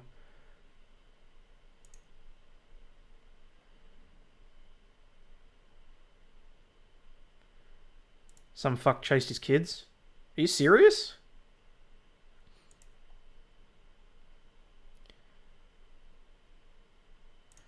To be fair, suspensions are meant to be temporary, but they should have been banned.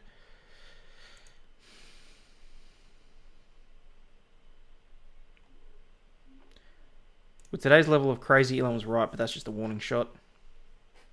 If you own a house, it's public information too. Exactly. Yes, Caitlin, we know that Captain Corey got to 200. Elon's plane is not public information. It is if you know the various details, which can be publicly obtained. Now, look, I know there was a whole thing about the kid trying to create like software and that sort of thing to track down the numbers that rotate and all that sort of shit. That shit, as far as I'm aware, is illegal.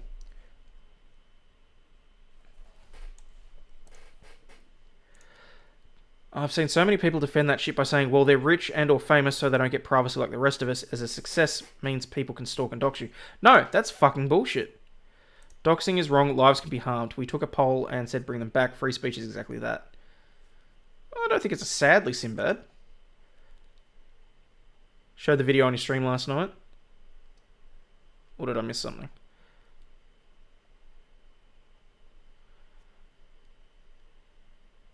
Yeah, just need the name and general area. I can find you in the white and yellow pages. Although, to be fair, I specifically request not to be in the white pages. But the point is, you can still find the information. Sorry, I keep calling you and leaving voicemail messages of just you breathing. That's fine. The AI thing on my voicemail sort of filters most of those out anyway.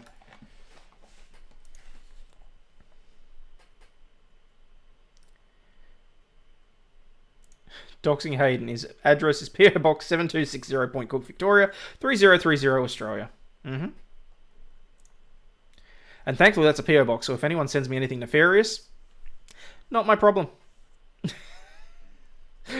Tesla stock is 5 times the value it was 3 years ago. Someone needs to go fire their broker. Has anyone noticed that when we walk away for a few minutes, we need to ask what we've walked back into? That's part of the fun and the chaos of law news and laughter, people. Has the best security, yard full of spiders, and a lovable golden Labrador. Cat 10 Barge needs suspended for doxing, but she's still there. A masked crazy man did follow his kids. That's fucked up. Oh, I saw the video of that!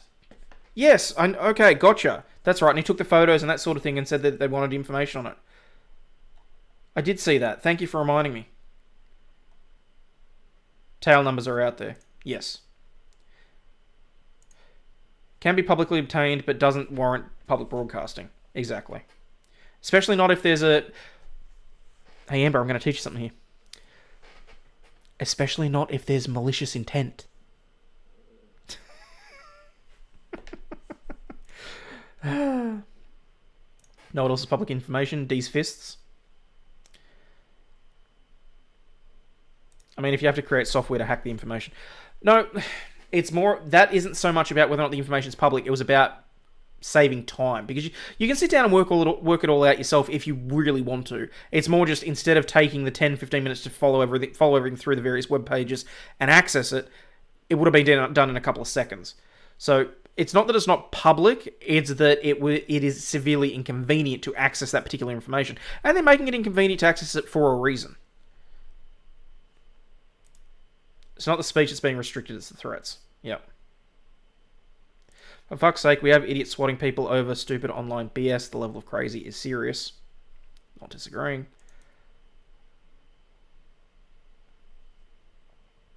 Elon made billions from the government. He is a creature from the deep state. Now he's acting on containment. He will do what he's told. You reckon?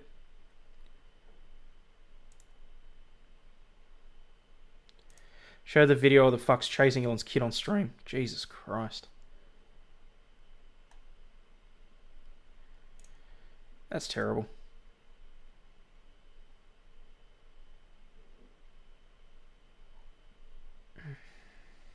Alright.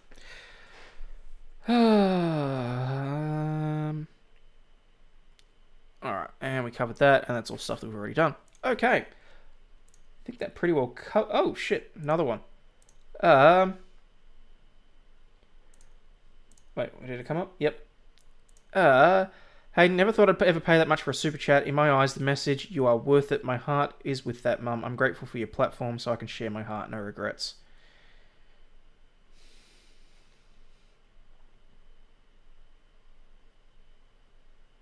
I want to try and work out something special for around my birthday time, if that's okay with you. I can't guarantee anything as of yet, because I'll need to talk to Lady Overlaw'd to try and sort things out, but I want to try and do something special. If it's not specifically on my birthday, it'll be near enough and around then. But thank you so much for those kind words.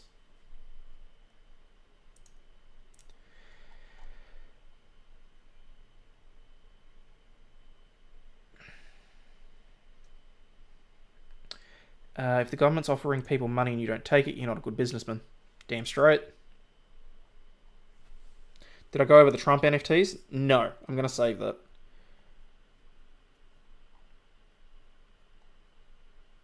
Sure, 4chan is on the case. When it comes to Antifa, they're pretty good at finding out who the fucks are reporting identities to the authorities. Wouldn't that be nice? Alrighty.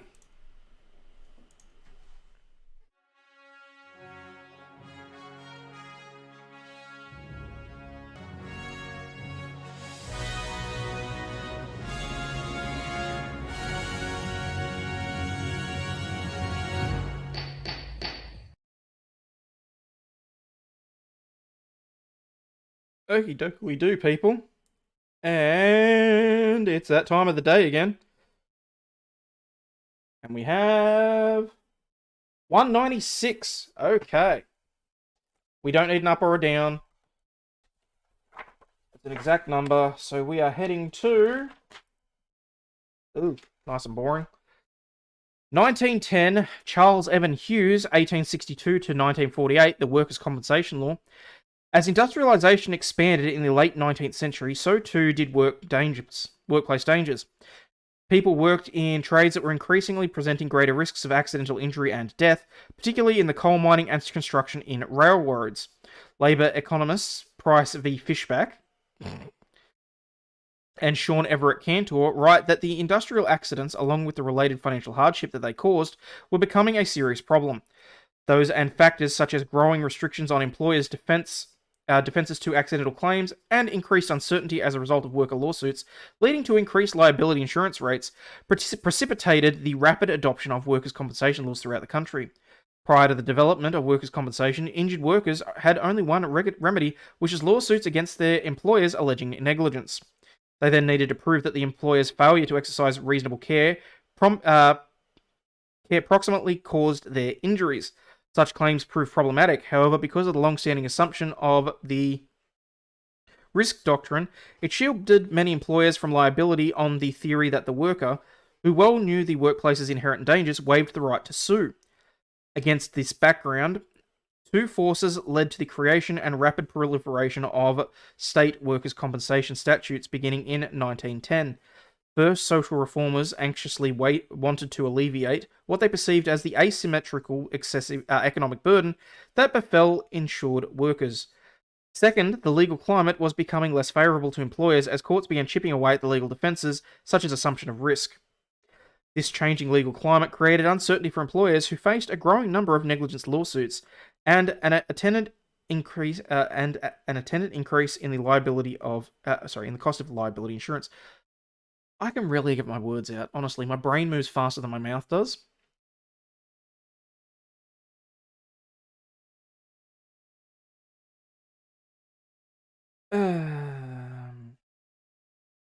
Thus, a compulsory workplace accident compensation system covering all employees became economically attractive to businesses.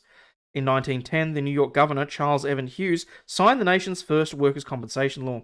By the end of the decade, almost every other state had followed suit, creating what Fishback and Cantor referred to as the first widespread social insurance program in the United States, paving the way for the later adoption of the government programs for unemployment insurance, old age pensions, and health insurance. And that was today's Laws of the Land. I think I saw another super chat come through there. Morrison, thank you so much for your $10 super chat. Remember, people crazy in the world isn't the crazy in your house. That is true. That's very true.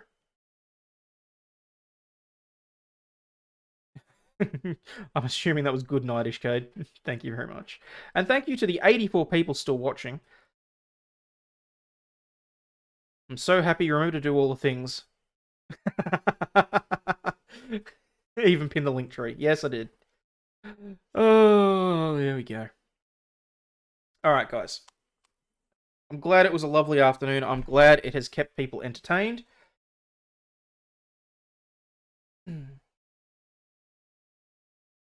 As always, guys, have a bloody merry Christmas coming up. And as always, stay healthy, wealthy, and wise. And I'll catch you on the flip side. Chat, you're some of the best chat in the world. And the great thing is that I know that because there's so much overlap with so many of the other content creators that I watch, that I don't have to feel jealous when they say, oh, my chat's better, or my chat's the best in the world. Because I know it's the same people. And I know that you are all awesome. And I'm going to steal it from Nick. Guys, you are not a piece of shit. There are people out there that will respect you. You just need to find them. As always, I'm Aussie Overlaw'd, and I'll catch you on the flip side. Cheers, guys.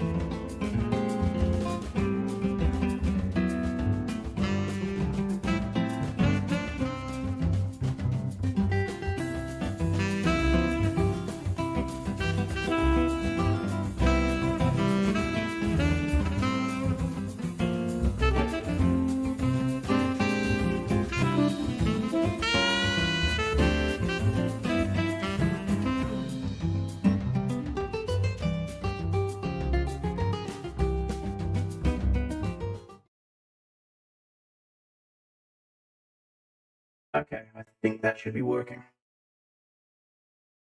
think it should be working.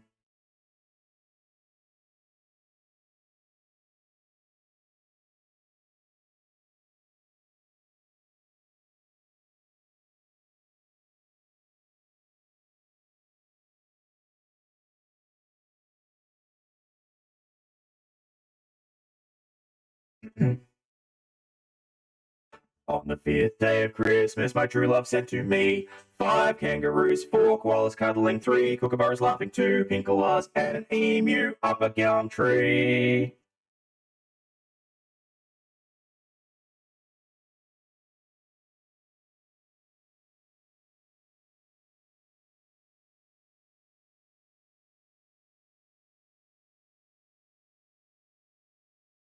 think that should be right. There you guys.